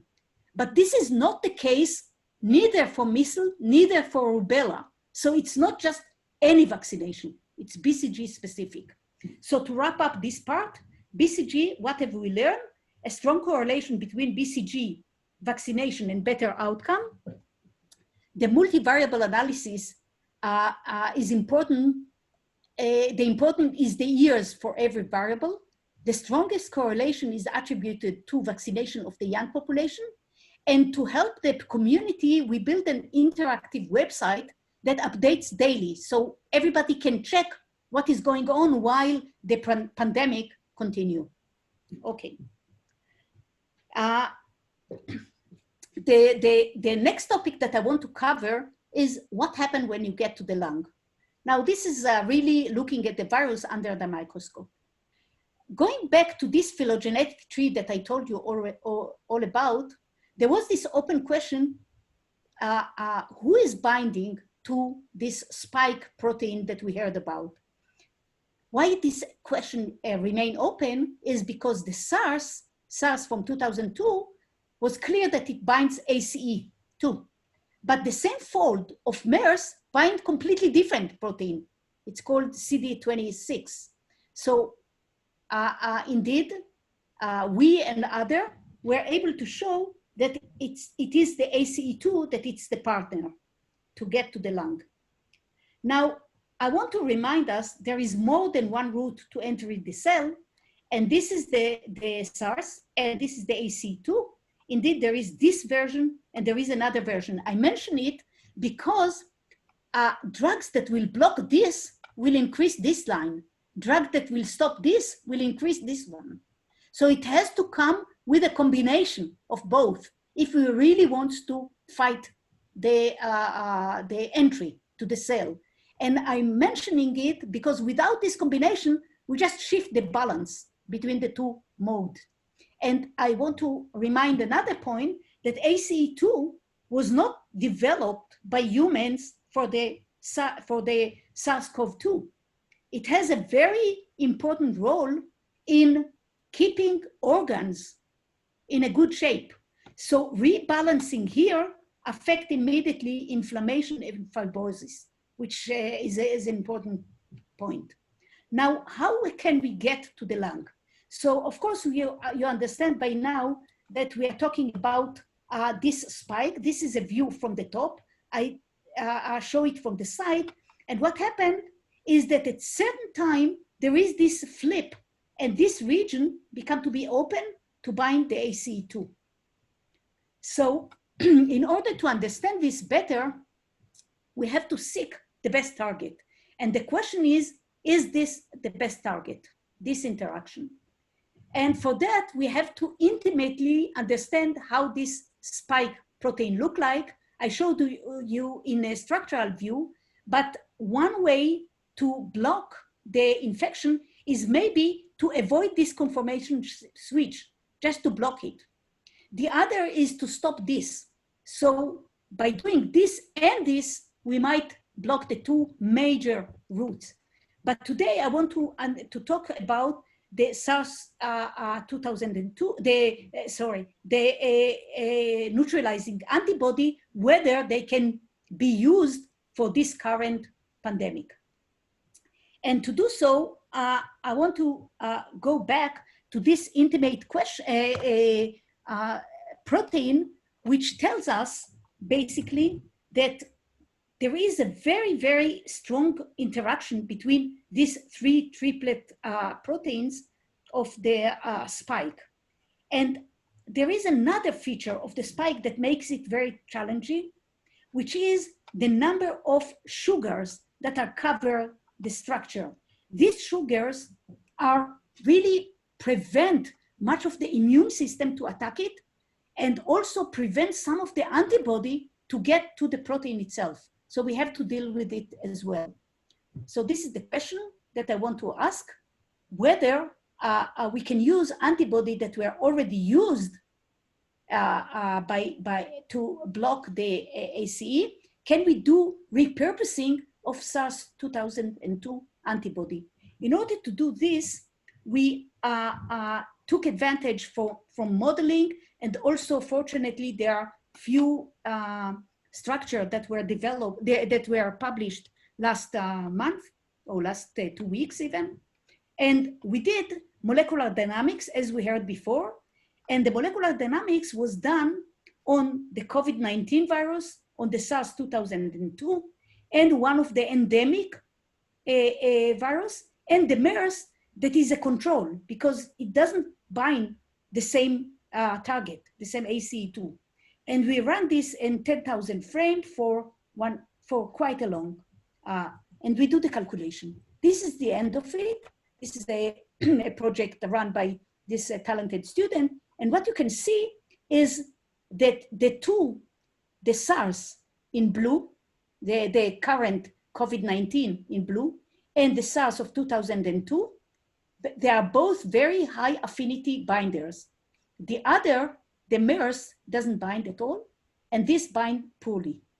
So indeed, when we try to look at this, we found something that we didn't expect, that despite the fact that all three of them binds to ACE2, they bind in a completely different way, which means that the overlap in binding site is not that impressive. Actually, each of them binds a different location. This is very interesting because it says that when we try to use the antibody for the other SARS, there is no crosstalk that strongly, and that we could show in atomic resolution that the COVID-19 virus binds different region than the SARS, and actually they are not competing even. So to recap this part, I want to show you that the ACE2 for COVID-19 virus build up a different strategy, many more binding site, and it's not dynamic. While ACE2, it's like in trampoline, it's fluctuate from high affinity to low affinity, which gives better chance for antibody to work. And the other one, the endemic one, is very poorly bind to ACE2. Now, my take-home message is that there is no shortcuts, and antibody for SARS will probably fail, and it was shown also experimentally that that's actually the case. In the last part that I want to just go very briefly, I want to tell you about interacting proteome. In order to understand better how we can manage the COVID-19, we have to understand the biology. We have to understand what's going on. And I already mentioned this 30 protein. This is the 30 protein. Now, 2/3 of them, actually more than 2/3, 22,000 nucleotides out of 30,000 are all devoted to this huge machine, which is the replicating machine. This we understand pretty well. This is a very complex machine that I want to mention only this one, which is a proofreading capacity. So the virus, as opposed to other virus, can correct itself and can optimize itself. This is one of the reasons why it's not changing. It doesn't have to change. It's good enough as is. And another way to look at it is by what we call similarity plot. Similarity plot means that if you have 100% one, it means that there is no change across all those 30,000 letters. But what you can see here, two bats viruses and one of the SARS. And you can see that the spike have changed quite dramatically, and some other proteins have changed quite dramatically. So this is a clue to tell us, look here, look very careful here. And that's exactly what we did. It just means that in the cells, there are several pathways that are going on. It just divided there to fusion, translation, proteolysis, and so on. And some of the very famous drugs are acting on each and every side of this pathway, like here and so on. Now, to wrap up, I just want to say that we in the lab, in the last month or so, we are doing something that we take plasmids with each of those COVID-19 virus, the SARS-CoV-2. We infect cell, and immediately we do in situ cross-linking. Namely, the cross-linking is capture exactly what happened in the cell. Then we extract it and we process it to the mass spectrometry. It's called XLMS, which is cross-linking mass spectrometry. Then we have all those cross-links that tell us who is binding to who. On the other hand, we are doing MD simulation, as I showed you before, and genetic variation to understand what's the impact on the interfaces. And from that, we have a complete cycle of what's going on in the cell. I'll tell you just really from last week result, this is what I told you, and this is the procedure that I just described, in which you start with cross-linking, and then you go to the mass spectrometry, and you find who binds to who. When we did this, we found that the N protein, the nucleocapsid protein, is a dimer, actually, and it's bind very nicely to an essential set of proteins that are condensate, that are stress granules. What are stress granules? To those that do not know it, stress granules are the solution of the cell to deal with shutdown of translation. Namely, all translation of the host will be shut down, wait there, don't touch, and now the virus can take over the machinery. That's what we learn by looking at the interacting partner of this specific one. And to wrap up, to say that in order to deal with the virus, there is no other way but to share data, to share opportunities, and to share expertise. I'm very happy that the GEDED data set already published, open to the public, 50,000 genome of COVID. Amazing. I am also proud that Elixir, that was mentioned, is the European consortium, have opened a COVID-19 data portal in which everybody can add its own data to be shared with the others. This is also true for not only biology. It's as important to understand how can we help society and human impact in terms of economy and so on. This is why I volunteered to WPRN in order to really help society, not only in terms of medicine and clinical, but all around. And by that, I think I'll stop and I'll be happy to take any question. Thank you very much.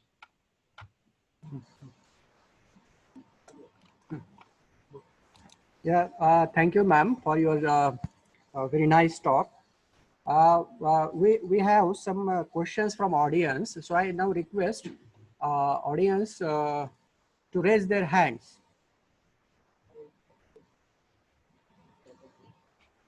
Dr.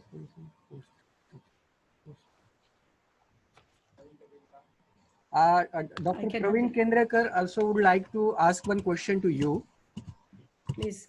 Dr. Praveen Kendrekar.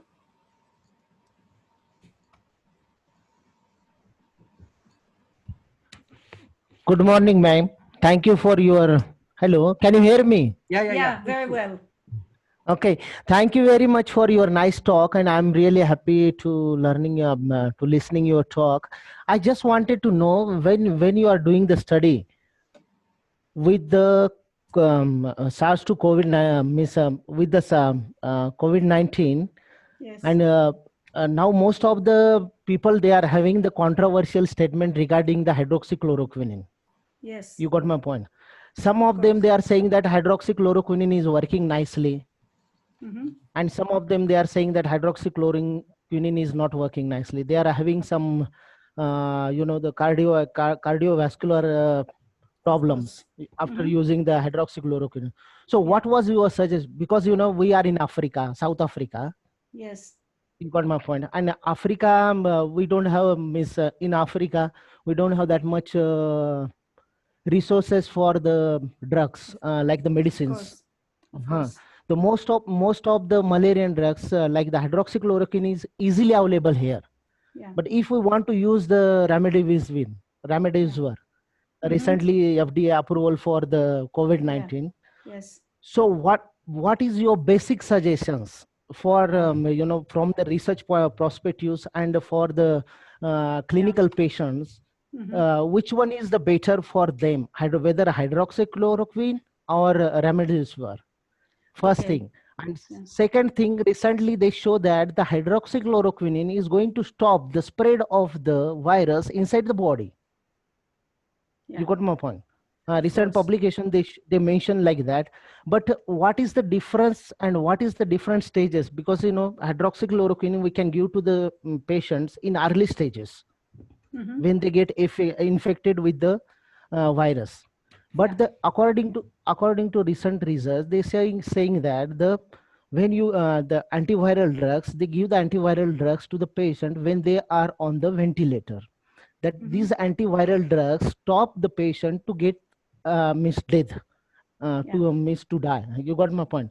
Yeah, sure. And so let me answer. Yeah, let me answer to you, because I think you are touching, first of all, a really important point in which the word really different in terms of the capability to use drugs or medication or data and so on. This is why I just make it as a kind of social comment. I think it's extremely important that some of the drugs that were suggested are, antibodies, very fancy for cancer. Those are $10,000 per month. It's not relevant for the world. So I'm not talking about those at all. Not because they are not good. They might tell us something about the biology, but they are useless in terms of public health. So my point is the following. Hydroxychloroquine, there was a big debate and everybody is familiar with it. The debate came because the first experiment was terrible, really, below any standard of scientific knowledge, which means that the conclusion were unsatisfied, unbased. There was no random testing. Now, the reason that it's so important to have the right clinical trial for drugs is no question, because there is no shortcut here, because we are about to treat million people. So if it's just but I'm saying it because I think it's more important than to answer about what's the hydroxychloroquine is doing, is to understand the principle. And the principle tell us that for the Gilead drug, the remdesivir, they did an assay which is extremely well done for over 1,000 people. And then they can show with placebo, with everything, that it has benefit at certain stage, pretty late stage of the disease. That's most important, so because That's very important. I want to make it even sharper, if I may. Sorry. Uh-huh. So this is important. However, only drugs that will affect the either infectability or the division of the drug will help. And there is no magic in preventing, in taking something. So for example, the hydrochloroquine has a more than one function. It has, for example, it helps zinc to get in. Yes. So for example, zinc is a very important component, very cheap. I'm taking myself zinc as a protective. Why is that? Because it's cheap, it's easy, and it's protective. Why I'm saying it? Because we know that zinc specifically interfere with their application. So their application will be less effective if you are infected. So the big issue is not to get to the complicated disease, because the disease is very is extreme, is severe. The 2 weeks that we have before, this is the time to, you know, take the other exit from this freeway. So that's my suggestion. More than, you know, we can talk offline if you want on more details. No, I definitely I want. If you see the current trend, what is going on with the COVID-19? If you see now, few days before in the Italy, they had cytokine storm. If you read recent article, cytokine storm are the very dangerous things. It will affect your, it will failure your all multiple organs in the patients. Yeah, of course. So I'll tell you, it's true. I want to make sure that I have time to reply. I don't know how long time do I have, but when you stop me, that's good. No, ma'am, please, you can reply. It's nice to us to know the further more perspectives from your side also. Absolutely. I'll be pleasure to do so. So the last phase of the disease is really very, very dramatic. The storm that you are talking is at a stage where many things went wrong.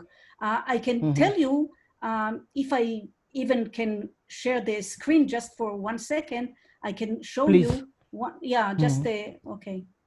I can show you, for example, how it looks in the lung. You see this? Yes. Can you see it? So what is going on here? I didn't want to get into clinical, but because you asked, this is the alveola of the lung, and now they are infected with the virus. This is the 2 stages in which things can be still going in the other exit. So still can be okay. Once you go to this stage, the fluid flooded this alveola.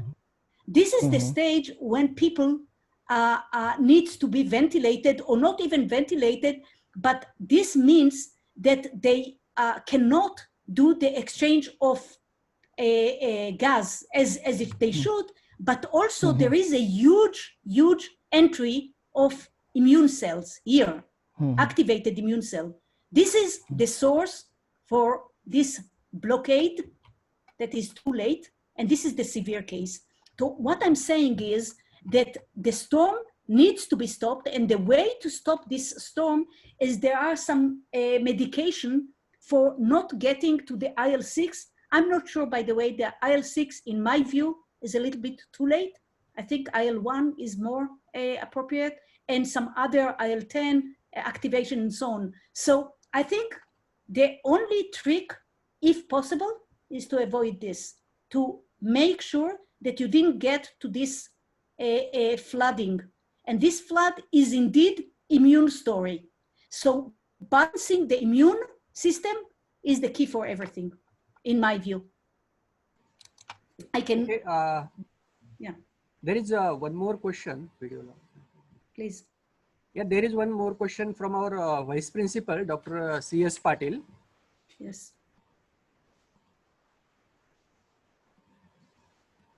I cannot hear it. Yeah, there is. Okay. Good afternoon, madam. Good afternoon. Now am I audible? Yes, I can hear you. Okay. Okay. Very nice presentation. First of all, Thank you. I must admit for your nice presentation. Thank you on behalf of Devgiri College. Now to just cope up with the time, I make it fast. I ask you 2 or 3 questions in combination with, okay? No problem. Two questions will be just for a curious and just for curiosity, and I want to know from your side whether you are thinking in the same way or not. And one question is related to your study. First question is, why it is abbreviated as CoV2, COVID-2? And second question is, which exactly the portion of the protein, whether spike protein, E protein, EM protein, or nucleocapsid proteins are active towards the human proteins and get interacted with it to get the infection in the individual. And third one is whether the using of sanitizer, using of any soap while came out from outside to the house, and even in our houses we are doing the precautionary measures we are taking, whether it is sufficient to avoid the infection from this particular coronavirus. Yes. Okay, just can you repeat the first question? I missed the first one. First question is, why it is abbreviated as COVID-2? Yeah, I'm not sure I understand. Let's go with the second question, and then I'll go back. Second question is exactly which exactly which portion? Spike protein, E protein, M protein, what exactly the portion? Yes, responsible. Okay. Yeah. So of course, by now there are 2 or 3 very important publications that came out on what they call the full proteome of the virus. Namely, they took and infect the virus, infect the virus cell in culture, and they did a complete mass spectrometry to understand who is binding what. Exactly your question. Yeah. And amazingly enough, I would say roughly that almost 10% of the protein within the cell were regulated by the virus. Now, it might sound very big number, but think about it, that when virus or any virus get to the cell, it immediately shut down a lot of the system. It recruits the transcription and the translation machinery to work for itself. And there is a tremendous overload on the mitochondria, the ER, and everything that we know. So it's not one protein. Our approach that I mentioned in the last moment was to try and to find who is the direct binder, not who is in general, who is really hitting. Why? Because then it's the only way to build up some peptide that can compete. Without it, it's just a description. So I'm very excited about this finding in which you look only for direct. And the direct binders is all of them. Actually, I would like to mention one point that it might be, I didn't make it explicit, the accessory protein that we know nothing about. We call them ORF7, ORF9, ORF10, ORF14. Why we call them? Because ORF, open reading frame, we don't have a name for them, but they are super important. So I think they were ignored. And I think this is the focus, the light should be put on them. And about this hygiene and behavior at home, I think it's extremely important. I think I heard a talk from a friend, a colleague in New York that is working with thousands of coronavirus, and they say, the only things that I need to do is not touch my mouth, my nose, my eyes, and wash my hands. If you do this, you'll be okay. So this repeating washing hands and keeping hygiene every time you left home or every time you is extremely important, because it's the only way to reduce the infectivity. It's extremely important. Okay. Thank you, ma'am. Actually, several questions are arising from the audience, but due to lack Yes. of time, I request the audience, so please cooperate us. So on behalf of the organizers, I very much thankful to Professor Mikhal for giving My an pleasure. initial lecture. So thank you, ma'am. My pleasure. Thank you. So let us start the third session. For this third session, we have Dr. Jayachandran as the resource person. So I invite him. Before inviting, I would like to briefly introduce. Good afternoon, sir. Can you hear me, sir? Yes, I can hear you. Can you hear me? Yeah. Good afternoon, sir. Good afternoon, sir. Good afternoon.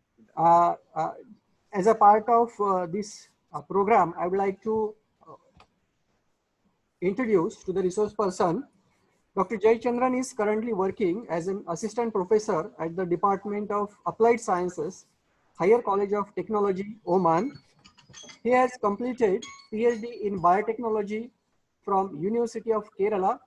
He was a postdoctoral fellow at the University of Pretoria, South Africa, and currently he is working in teaching profession since last 16 years.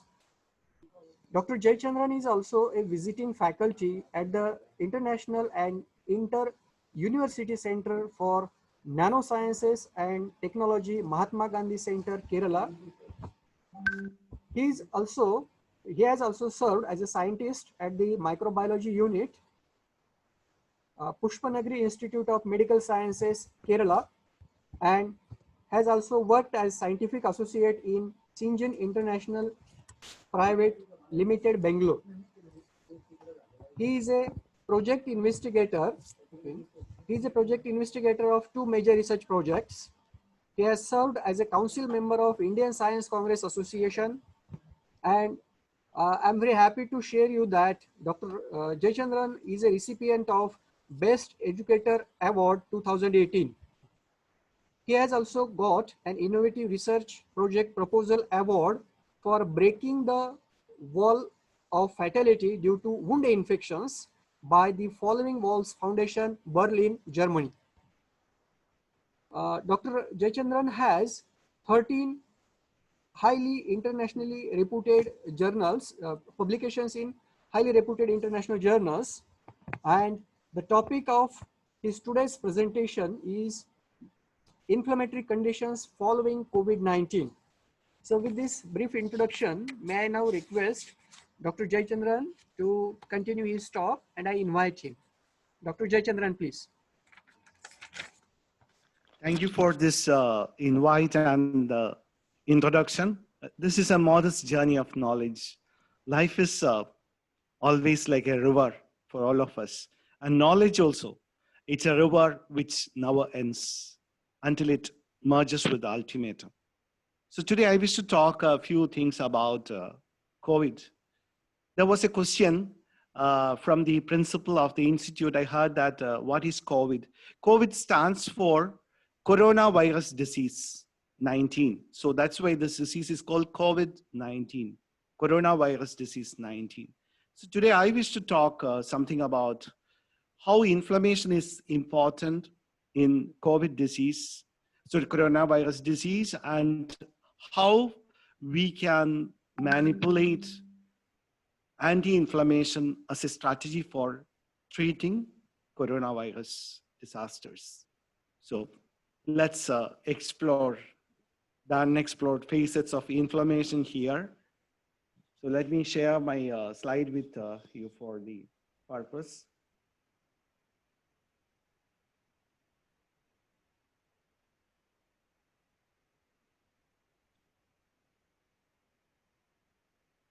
Yeah, is it visible for all of you, the slides? Yeah. So, inflammatory conditions following COVID-19. I feel that there are wide varieties of backgrounds of people attending the program. Mostly, this is a program organized by the chemistry department. So I just wish to give a very simple explanation from the viewpoint of the audience, as many of the audience must be students. So a type of basic ideology about inflammation I wish to explain here. So what is inflammation? Inflammation is a process of the immune system. When the immune system of our body is being triggered, they are being triggered by variety factors like pathogens or damaged cell or toxic compounds that lead to a type of response in the form of an inflammation. We call it immune response. And this immune response, it begins with the production and release of specific chemicals in the infected cells or the damaged or the injured tissue system. These chemicals could lead to redness, swelling, pain, heat, or loss of functions. You can see that when there is an inflammation on our body, in a part of your body, you could feel a type of redness there, maybe an increase in the temperature there. So when you feel, that is basically due to the release of specific chemicals called pyrogens. This is the basic mechanism which has been showing how inflammation takes place. This is a vascular system, a vessel, blood vessel. You can see that how the reaction takes place. There are arena or array of chemicals which are called biochemicals, which are being involved in this process. When, for example, when there is a road accident, if you see that there is a accident in the road, when two vehicles collide, you can see that based on the sound, many people will be attracted to that area, and people accumulate there. They try to help the people. They try to open the vehicles, and they try to transfer the people or the patients or the victims of the accident. It's something similar to that. When a particular microorganism or undesirable agent enters into our system, there's a type of trafficking like this. So many it's all chemical transduction. It's a signaling process in which chemicals will be, chemoattractants will be there. It will attract different types of our cells, immune cells, as well as the cells which have been involved in the immune system, like T lymphocytes, basically a collection of WBCs or the white blood corpuscles. So phagocytic cells, all these will be attracted to that region with a cascade of reaction going on with the different types of inflammatory mediators like prostaglandins, interleukin, and tumor TNF or tumor necrosis factors and different chemicals. So basically, what are the basic function of inflammation in our body? They can dilute or inactivate the toxins. So you know that when there is inflammation, there is an increment in the magnitude or the size of that particular area, and you can see that there is fluid accumulation. This is a strategy for diluting the toxins in that area. This lead to a killing of microbes, also removal of foreign materials. Necrotic tissue means dying tissues, and also neoplastic cells like cancer cells. So also inflammation could lead to wound healing processes in the ulcerated region or the traumatized tissue. Also this inflammation, it can restrict the movement of our appendages. You know that when our fingers, for example, you have an inflammation in the joints of your fingers. It is in such a way that you will reduce the mobility. So this reduction of the mobility lead to a type of self-healing in the system. So it's a programmed immune system in our body, which helps in the healing and repair of the total systematic situation in our body. Also, I have mentioned that there is a type of temperature increment in the region, which can induce vasodilation. Vasodilation means the increment in the diameter of the vessels, which can lead to activities of more amount of liquid to be flown to the area, with more cells coming to the area, which can degrade the microorganisms or the pathogenic factors. Basically, our inflammatory strategy could be divided into two types. One is acute and the other one is chronic. Acute is a short-term period.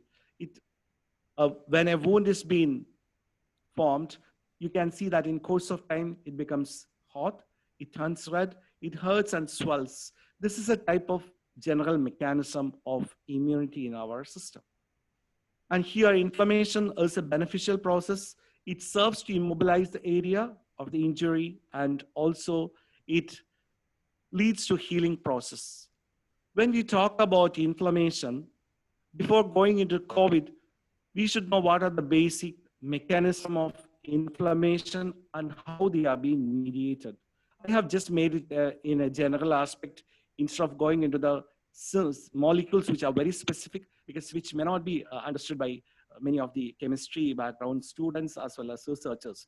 So first one is vasodilation. Vasodilation means increment in the diameter of the vessels. This could be achieved, or this could be contributed by some of the chemicals in our blood, like nitric oxide, bradykinin, prostaglandins, leukotrienes, etc. Then permeability. You know that there is a type of sipping out of molecules or cells from the vessels towards the other parts of the body. So it is something due to the permeability of the vessel wall. This has been contributed by vasoactive amines, which are preformed chemicals which are being present inside cells like mast cells, which are being aggravated, can release due to degranulation. Then there are complement factors, which are blood factors in our body, which are being very much involved in the control as well as lysis of cells, like specifically microbial cells and all that can infect. Then fibrinopeptides and fibrin breakdown products, prostaglandins, cytokines, and leukotrienes, all these lead to increased vascular permeability. Also, the next aspect is smooth muscle contraction. The smooth muscles of the body can be contracted, and this could be achieved by histamines, serotonins, bradykinins, and leukotrienes, which are being in the circulation. Chemotaxis. Chemotaxis is, as I have already mentioned, movement based on a chemical. When a chemical molecule is being produced or released into a system, it will attract some of the other aspects in the immune system, like the cells. So they will be attracted to that area. They can undergo particular reactions. They can release chemicals. These chemicals can coordinate for further reactions. So chemotaxis and leukocyte activation, this could be also being contributed by different mediators like complement factors, chemokines, defensins, bacterial products like the lipopolysaccharide, teichoic acid, which is specifically produced by a bacteria called Streptococcus. I think you all would have heard about the application of this Streptococcus. Streptococcus produces a specific type of enzyme called streptokinase, which is being commonly used in thrombolysis. Like people with atherosclerosis or such situation, there is clotting of blood, and this blood clotting could be alleviated by the introduction of streptokinase enzyme. This is a biotechnological application in the field. Then collagenous lectins and cytokines, all these contribute to the leukocyte activation, come chemotaxis. Fever, cytokines and prostaglandins with activity of pyrogens. Pain, bradykinin and prostaglandins, and tissue damage, neutrophils, macrophages, lysosomal granule condense inside the cell system, matrix metalloproteinase, reactive oxygen species, superoxide anions, and hydroxyl ions and nitric oxide. All these are the different stages of an inflammatory reaction. And we could see almost all these type of reaction in even the coronavirus disease. When we talk about the chronic inflammation, we have an array of diseases which are many times leading to fatality also. We have an array of chronic inflammatory conditions which is being contributed in the system, like all stages in the cancer, there is inflammatory reaction. And it is a chronic process, a long living process in the body, which can damage our system. Neurological diseases like in depression, Alzheimer's, Parkinson's, and multiple sclerosis, diabetes. All of you know that diabetes is a degenerative system. Then pulmonary diseases like asthma, then chronic obstructive pulmonary disease, hay fever, bronchitis, bone and joint conditions like osteoarthritis, rheumatoid arthritis, osteopenia, and osteoporosis. All these are being associated with chronic inflammation. Even our metabolic disorders like type 2 diabetes, fatty liver disease, renal failure, and autoimmune disorders like Crohn's disease, it's a gut condition, colitis, again, inflammation of the colon region, lupus, multiple sclerosis, and type 1 diabetes, and all these cardiovascular conditions like heart failure, stroke, arteriosclerosis. In collective terms, we can see that chronic inflammation have a great impact on all these type of disease condition as well as the health status of the person. There is something new, like you would have noticed that the people of advanced ages above 60, they have more predominance of inflammatory conditions in their body. If you talk about that, we call it inflammaging. Inflammaging is it's advancement in the inflammatory conditions with age. So there are different conditions that could lead to an inflammatory cytokine. All of you know that cytokine is one of the key factors in the inflammatory reactions, and all these factors like increased visceral fat. What happens? This increased visceral fat means, you know, that fat deposition in the visceral region, it can lead to something called TLS. TLS is a tall receptors. You can see that these are specific type of receptors which are being present in the mammalian cells, and this lead to increased leukocyte infiltration to the, and in turn it can encourage or form inflammatory cytokine production. Also, damage associated molecular patterns, DAMPs. When a particular type of condition is there, specific molecules are being formed that can lead to the aggravation of cytokine production. Also, senescent cells. Senescent cells are the cells which have undergone stoppage of cell division. So this is something called SASP, which is a type of senescent associated secretory phenotypes.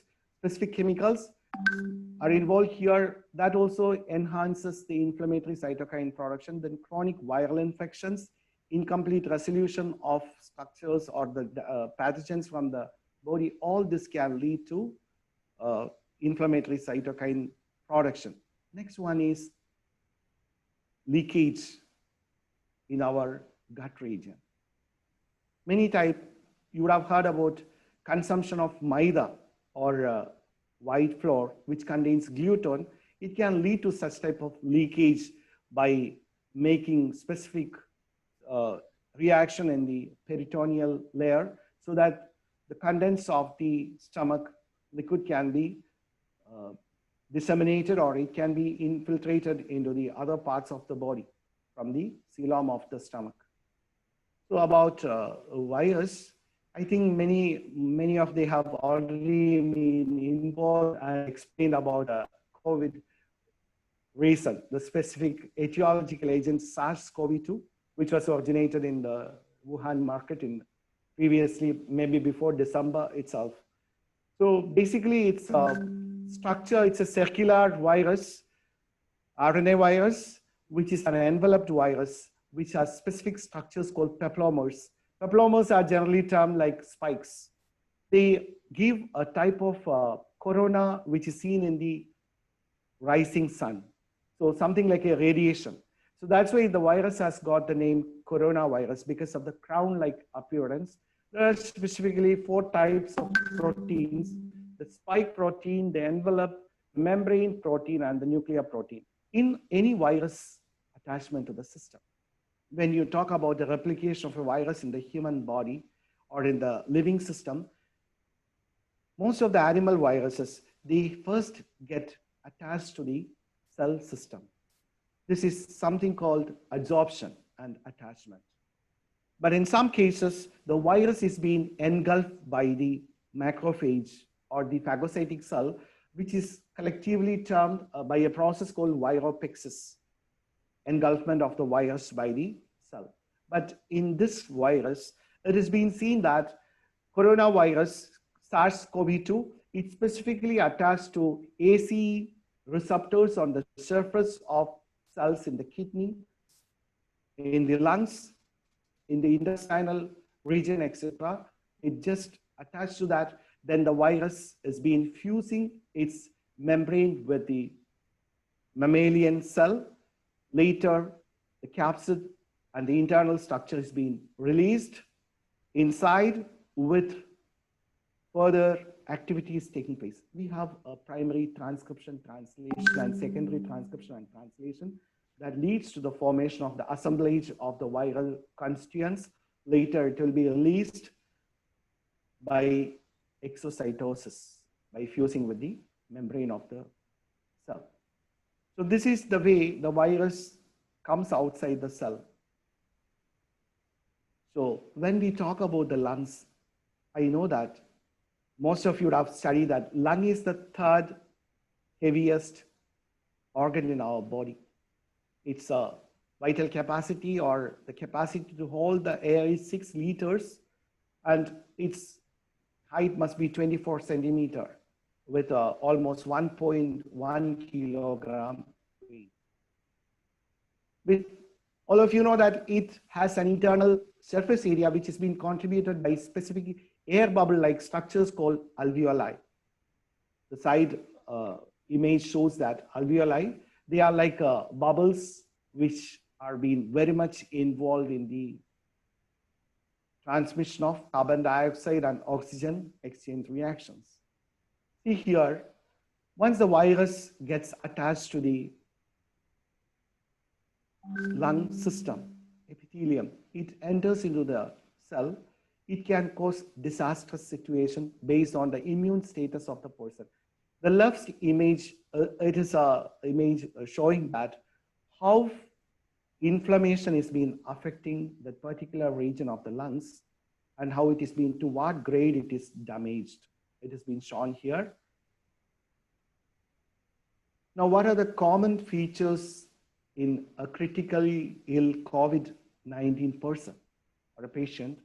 There is a process called cytokine storm.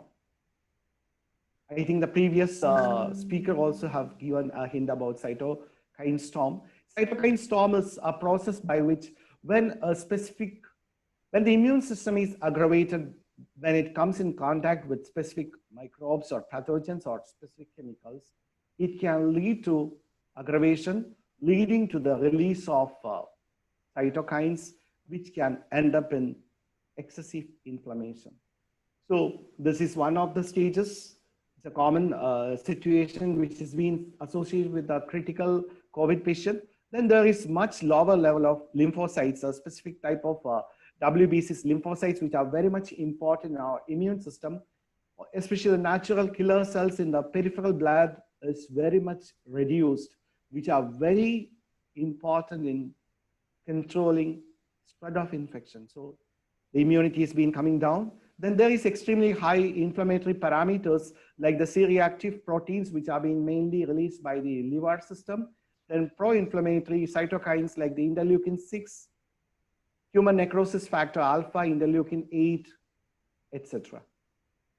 So the destroyed immune system, you can see that there is a destroyed immune system in the person because there is atrophy in the spleen and the lymph nodes as well as the lymphoid organs. So there is a degradation in the number of lymphocytes. Rash, total body, there will be formation of rashes.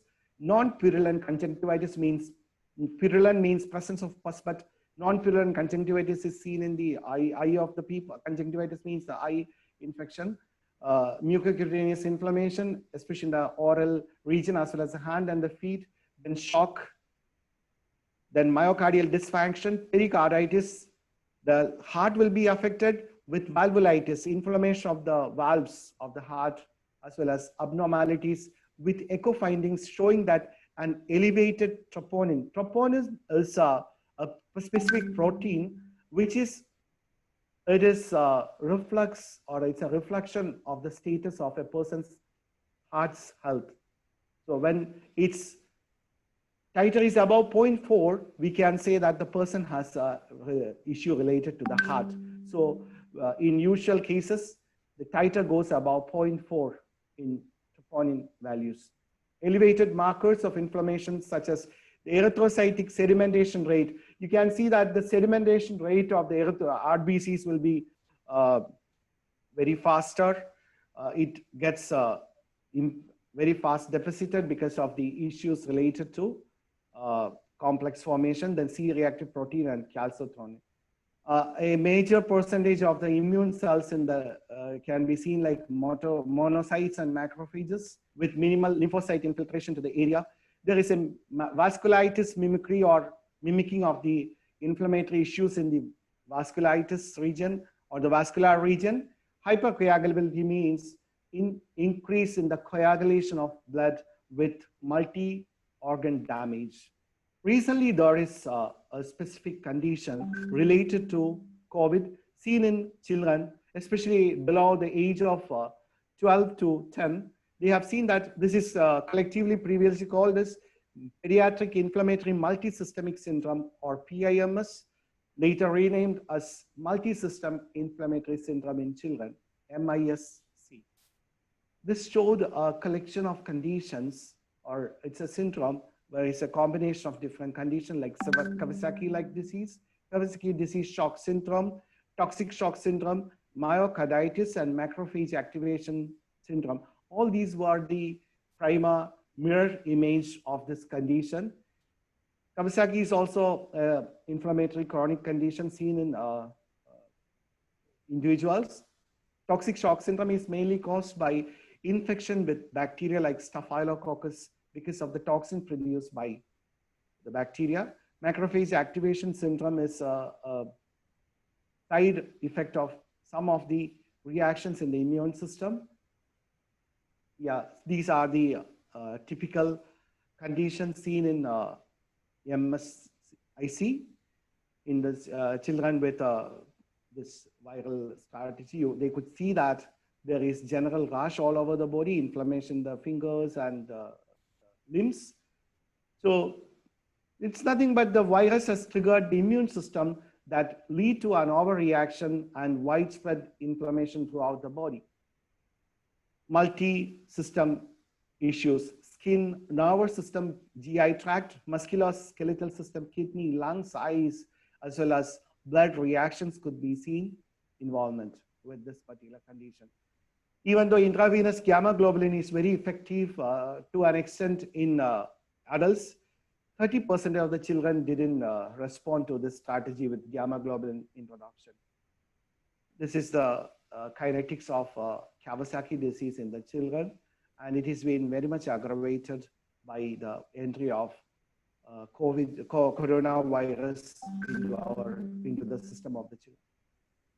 So the center point of COVID is the cytokine storm, which leads to different conditions like sepsis.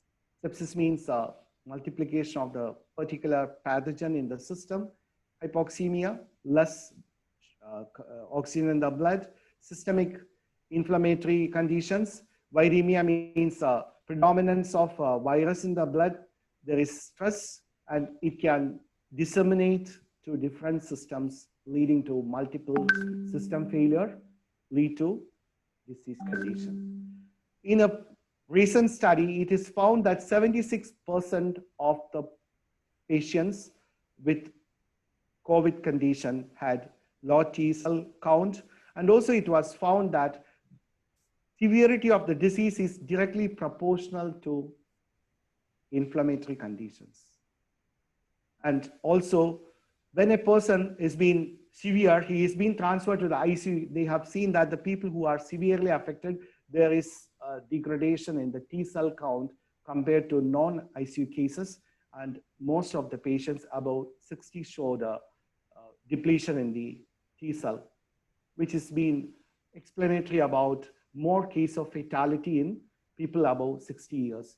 See, these are the different conditions which are being seen in people on the body system as a macroscopic observation. You can see that there is erythematous condition, there is patching formation, reticulated or network-like reddishness on the skin. These are all very much responsive and reflection of the SARS-CoV in the body of the system. of the patient. And this is a microscopic observation of lung system, which has been the intra-alveolar region. They could see microthrombi means small clots formation, because this virus, when inflammation takes place as such, hypercoagulability takes place, and there was formation of microthrombi, which has been very much specific in this left side slide, which has been shown here. Also, lymphocytic inflammation was very much prominent in the lung of the person, which has been reflectively called multifocal endotheliasis. This is also being shown as a microscopic as well as macroscopic view in the right side of the slide, which is very much prevalent among the people with SARS-CoV-2 infestation. So they found that there are comorbidities. Comorbidities means coronavirus has some specific pattern of its exhibition when comparing with the presence of other diseases like or conditions. They could see that above 60% or above 55% of the patients showed a hypertension, like the people who are being fatal cases. They showed in all those people, at least 58% showed a type of hypertension. Diabetes was present between 30 to 40%. Hyperlipidemia was present between 10 to 20%. Coronary artery, again, 12%. Renal diseases or kidney-related diseases, about 10%. Dementia or loss of memory in below 10%. Then COPD means chronic obstructive pulmonary diseases. They have seen that 8% presented this condition. Atrial fibrillation was seen in, again, 8%. Heart failure was seen in 8%. So there was a type of comorbidity sharing with coronavirus presentation with the death of the people. Now, when the virus enters into the system, we could divide that into 3 stages. First one is the stage 1 or the early infection stage, where there is no symptoms. Virus enters into the system by contact or by aerosol inhalation of the aerosols. It enters into the system, which is the viral response phase. Later, involvement of the lungs takes place in the second stage, which is called the pulmonary phase, and the third stage, where there is a high incidence of inflammation, which is called the hyperinflammation phase, which is being characterized by conditions like acute respiratory disasters or disease conditions, then cardiac failure, elevated inflammatory markers, which have been already mentioned by in the previous slides. So there can be some utilization of different types of markers as well as drugs. So here, this is inflammation associated with morbidity and mortality in COVID. These are the presentation of the different types of inflammatory mediators when virus comes in our contact with our system. So the virus enters into the body based on the surface protein, ACE2, angiotensin converting enzyme. It's a receptor which is present on the surface of lung cells, gut epithelium, kidney, etc. So this virus comes in contact and they are being presented with a specific cells, which will be leading to the production of an activation of specific type of immunoinflammatory mediators. So there are some different factors that contribute to this hyperinflammation. Some of these skyrocketing factors include age, smoking, diabetes, and glucocorticosteroid consumption. Still, it's a bit confusing because there is a different type of response in this case by different type of people. So how we can approach anti-COVID treatment from the viewpoint of controlling different types of immunomodulators or the target inflammatory mediators. So we take some of the disease like chronic diseases and some of the mediators involved in them and some of the drugs which are being used in controlling them. For example, diseases like rheumatoid arthritis, TNF, tumor necrosis factor, and interleukin 6 are being very much involved as the target mediators that can affect rheumatoid arthritis. It's a reason for that. So these days we can, like hydroxychloroquine and chloroquine are being used because this type of chemical specifically affects with the cell system. It's a known fact that hydroxychloroquine has an array of situation, like it affects the lysosomal activity, the autophagy of the cell, then also the response of the cells to the system. All these are being blocked, which lead to a type of activity in treatment of rheumatoid arthritis. Then in case of like spondyloarthritis, the drug of choice these days is tofacitinib. It is a Janus kinase inhibitor, which has been involved in the mammalian cell system. So it inhibits this Janus kinase enzyme, and this specifically works on the TNF and the interleukin 17. Then next one is in case of Crohn's disease, is a digestive, like the gut disease, which is the drugs used are prednisone and azathioprine. They work as inhibition of the purine synthesis in case of the cellular system that leads to the formation of tumor necrosis factor and interleukin 23, which are the inflammatory mediators. So like this, we have a skin condition called psoriasis. Here, even tofacitinib is used. This is also a Janus kinase inhibitor that specifically blocks the TN, tumor necrosis factor, interleukin 17, interleukin 23, by which it enhances the treatment strategies in the people with psoriasis. Another group of condition is atopic dermatitis, a skin condition which is being treated by tacrolimus and pimecrolimus, which is being again binding protein in the T cells, FK binding protein, which specifically blocks in the interleukin 4 and interleukin 13. And the third and the last one is, the sixth one is ulcerative colitis. It's a condition of your gut region. Here also the Janus kinase inhibitor is being very active, and the drugs of choice are tofacitinib and baricitinib, which are being specifically targeting tumor necrosis factor and interleukin 23. I have told you all this.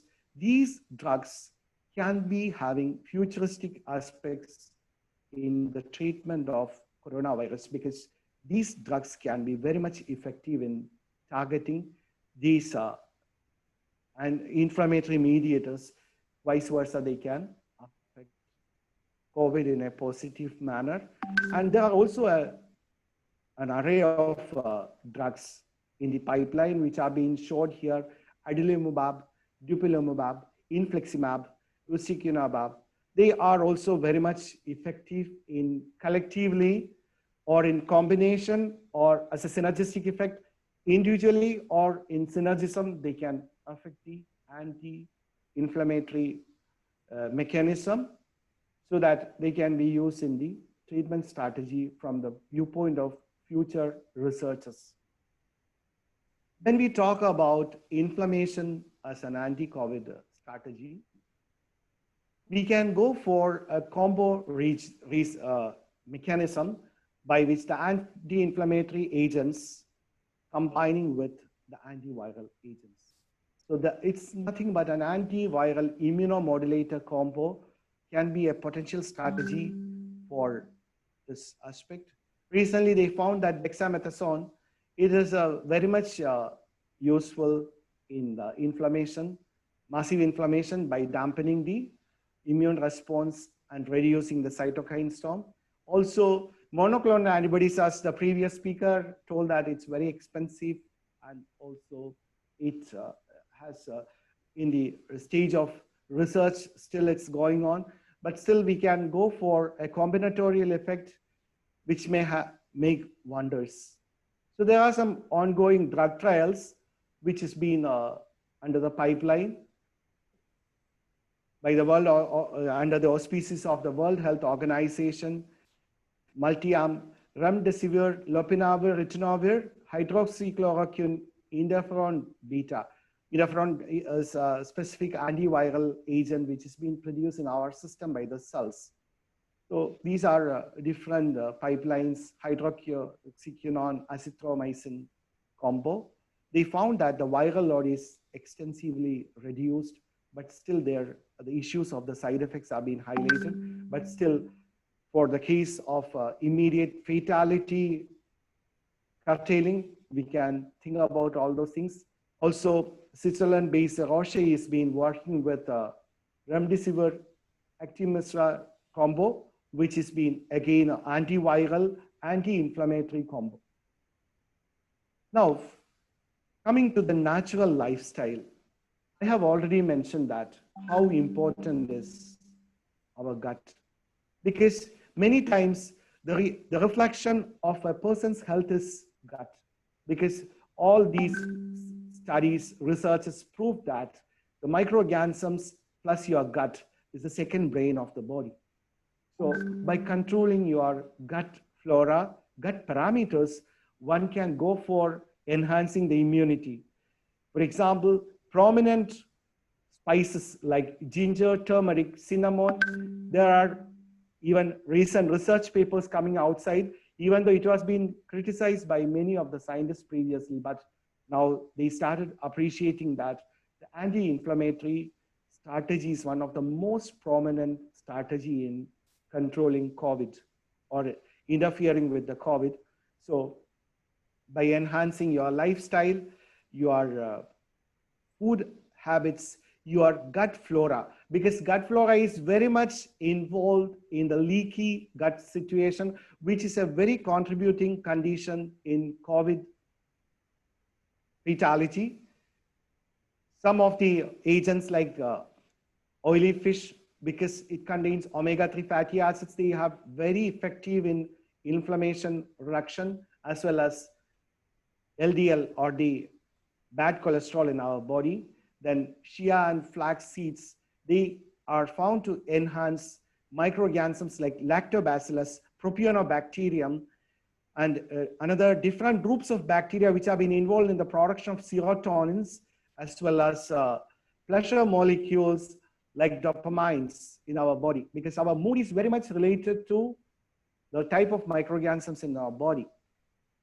The major aspect is that a person is a reflection of his gut flora. Your thoughts, your moods, your immune status, everything is very much correlated with the intestinal bacteria.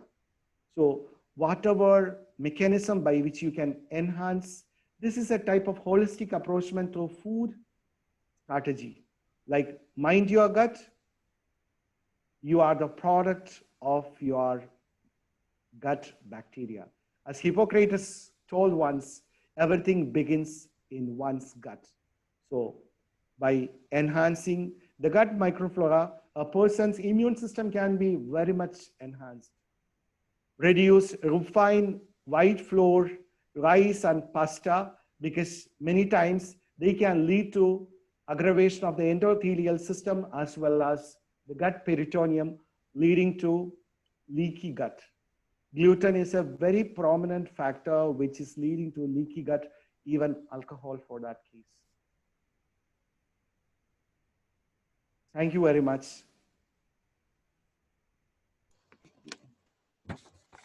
Yeah, thank you, sir. There are some questions from audience side. Please, please.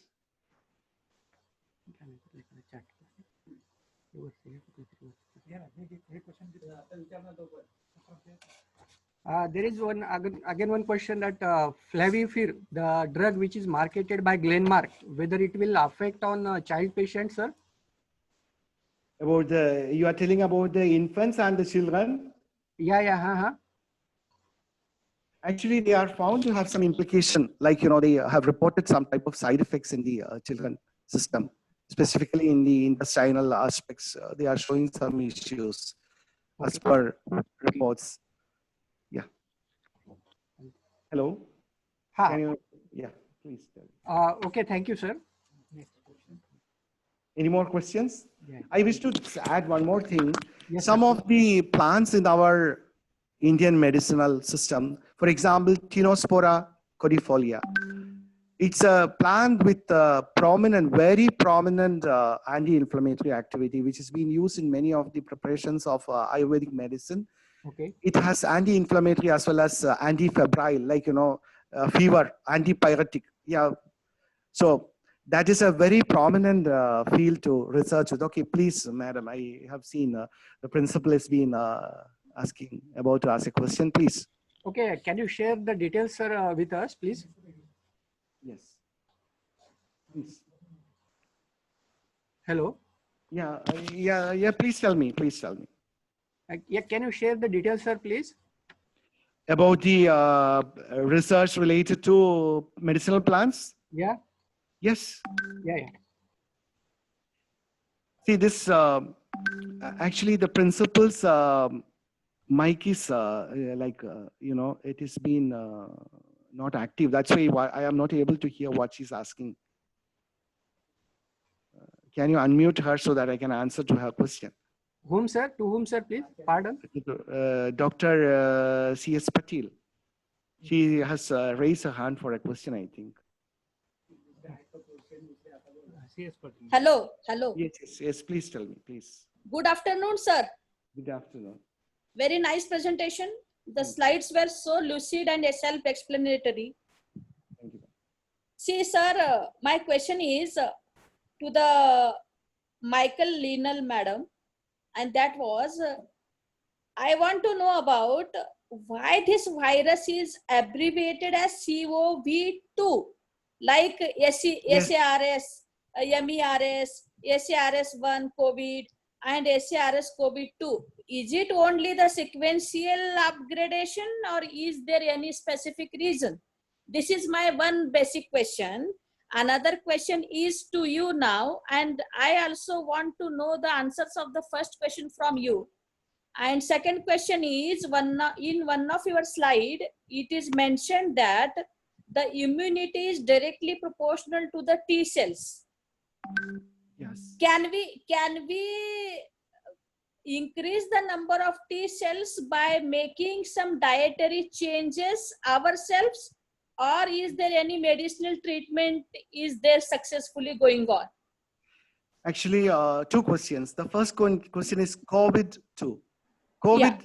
the abbreviation stands for coronavirus disease 2. Okay. Only it is a sequential upgradation, means Yes. after COV1, it is Yes. now COV2. Okay.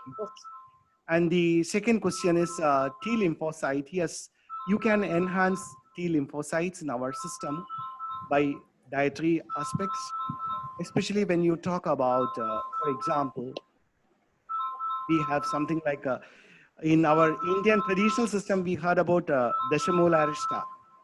Yeah. Dashamula Arishta is a combo of almost 74 types of different plants, 10 types of roots, and other 64 types of plants. Yeah. So Okay. it has been found that this Dashamula Arishta, for example, when they have been conducted studies in the animal system, it has been found that the T lymphocytes are being enhanced. The number of the T cells are being enhancing. So there is a great immunomodulatory activity. And also I have mentioned previously that gut flora. Studies showed that when persons take fermented foods, like for example, this medicated wines and medicated arishtas, and also even lactobacillus containing milk, which has been our curd, it is found that it enhances the immunomodulatory activity by the activation of the gut flora, which contribute by some type of specific bacteria like lactobacillus delbrueckii, lactobacillus acidophilus, etc. And this in turn lead to the formation, means enhancement in the T cell numbers. Also, there are some additive strategies of enhancing T cells by the addition of medications or introduction of clonal strategies into the system of the individual. Yeah.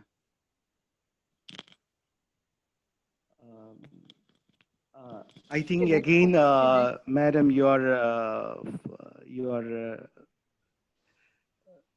mute. Like I am not able to hear what you're asking me. Okay, there is one second question, sir. Yeah, please, please. Dr. Anjali Rajbhoj. Yes. Dr. Anjali Rajbhoj. Yes, sir. First of all, I'd like to share that you have given a very good lecture in a very lucid language. Being a chemistry person, I feel it's a little bit difficult to understand this. I have a very, before I ask the question, I want to congratulate the organizers for organizing such a good event, taking a good platform for all the, that is the participants as well as the resource persons from worldwide in a single platform here. My question is, I know it's very, we are facing a very disastrous situation, and it's very good to, and it's really good to prevent the COVID-19, and we are taking steps to prevent this. But my question is, if somebody has a COVID-19, and is there a reoccurrence for the same person to get again the COVID-19 disease? Yeah, actually, in normality, it is a less chance, but this virus, there are some reports regarding mutation of the virus. There is a antigenic determinant changes in the virus. It has been already noticed that some changes, and there are some few cases with reoccurrence. It has been shown that. Does the patient develop immunity to this disease after he gets COVID-19? Yeah, there is a type of immunity development. In most of the people, immunity is being developed. But what happens when, as in the case of the influenza virus, common cold, when the virus antigenic determinants are being changed, our body may recognize it as a secondary organism. So that way, the reaction, the activities, and the response to our system in the system may be a bit more different in the later stages. So still further research is going on this field. And also there are some 2-3 reports I could read from the research in the papers. Wuhan itself, we have seen this. Yes, yes. Yeah. So this is basically due to the changes in the antigenic determinant. And RNA viruses are prone to undergo mutations as per the speciality of their so chances genome. are there that again the patient may that is one of the factors that make the situation a bit more tricky from the aspect of its genetic changes. Thank you very much. Yeah. Okay. Last question from Dr. Ruan from Central University of Technology, South Africa, please. Sure, please. Okay. No, I'm not a doctor. I'm a clinical technologist, specialized in nephrology. Okay. I just want to ask. I heard that you're talking about cytokines. There's a dialyzer in about sepsis. When treating patients with sepsis in an ICU facility, normally you would connect them on CVVH, and then a few years ago, a product came onto the market called Cytozorb that removes cytokines from patients with that underwent heart surgery. Do you think that using these two treatments in conjunction will actually aid patients in lowering their cytokines and things like that? Yeah, it can, but you know, there is a very important aspect when we are administrating the drug into a person. Drug toxicity and drug interactions should be closely checked, because there are very simple aspects to talk about. When you mix two different types of like, you know, when you are administering two different types of chemicals into the body of the person, previously we have to see how they are being interacting each other. There is a type of negative interaction can lead to a type of toxic formation, as in the case of, for example, when you take ciprofloxacin along with tea. We have seen that there is a thein or the caffeine present in the tea can have a very negative reaction with the ciprofluoroquinolone drugs. Even that can cause seizures. Similar to that, I'm just wondering if when you are just giving two different drugs at the same time, the compatibility of the drug should be checked. I'm referring. CRRT is a continuous renal replacement therapy. It's patients that is going on to dialysis, and then the cytosorb is a filter that traps the cytokines in the filter. It's a specialized filter that is used. So it's not two different medicines. It's two different things that removes basically to remove cytokines, and the one removes decreases your sepsis. I was just wondering. You know, your question is really good, and this is a very good strategy that has to be adopted, you know, maybe from a research perspective, or it can be because anything that can reduce the number of like, you know, the titer of cytokines in this particular condition can be helpful for the patient. So this is really, because the thing is, I think it will be a good thing to use, especially in patients that is mechanically ventilated and that is laying in the ICU facility that has a compromised kidney function. I was just raising. Yes. Thank you for stimulating my brain with this good question and this good suggestion. I'm very thankful. I'm very thankful to Dr. Thank you. Praveen, my friend, and Dr. Rajendra, the organizers, for giving me this opportunity to interact with people. I think I could make, because, you know, I found that many of the audience, the target audience, mostly they are from chemistry field. I'm a person from microbiology background, so I just try to make myself more simple by just making it friendly to the people. But some of the scientific terms, there is no, I think there is no replacement for that. So I try to do my level best, and thank you very much for your, thank you. Okay, thank you, sir. I'm very much thankful to Dr. Jayachandran for his nice and lucid lecture. Thank you, sir. You're welcome. Now the last session is of vote of thanks.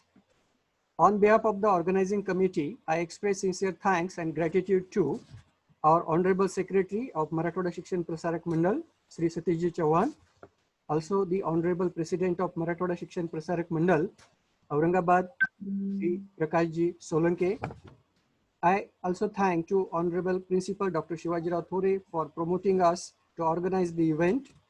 I also thankful to Vice Principals of our college, Dr. C.S. Patil, Dr. D.R. Khairnar, and Dr. Anil Ardad. I also express my sincere thanks to the resource persons, particularly Dr. Yash Gupta, Professor Mikhal Lineal, Dr. Jayachandran for sharing their valuable time with us. I express my special thanks to Professor D. Jagger, the Vice Chancellor and Principal of Central University of Technology, Bloemfontein, South Africa, Professor Alfred from Central University of Technology, South Africa, Professor Mashele, the Dean of Central University of Technology, South Africa, and our friend, Dr. Praveen Kendrekar, and his faculty members also for joining this event in collaboration. Friends, I'm also very much thankful to our collaborators, Professor Avidom from Hebrew University of Jerusalem, Professor Kotai from the Hungarian Academy of Sciences, Hungary, and Professor Chandrasekhar Kulkarni from UK, without whom the organization of such type of event would have not been possible. And finally, to the participants from 15 countries, near about 15 countries have participants from near about 15 countries are participating in this event. So I'm also thankful to them. And I also express my sincere thanks to my colleagues who have taken several efforts for organizing this event. So thank you one and all. Thank you. Just there are two small announcements. Due to some technical difficulties, we were unable to share YouTube link for you, but just after the completion of this program, we will share the link to you very soon. And participants are also requested to share their feedback forms, the link of which will be active just after this program. So thank you one and all.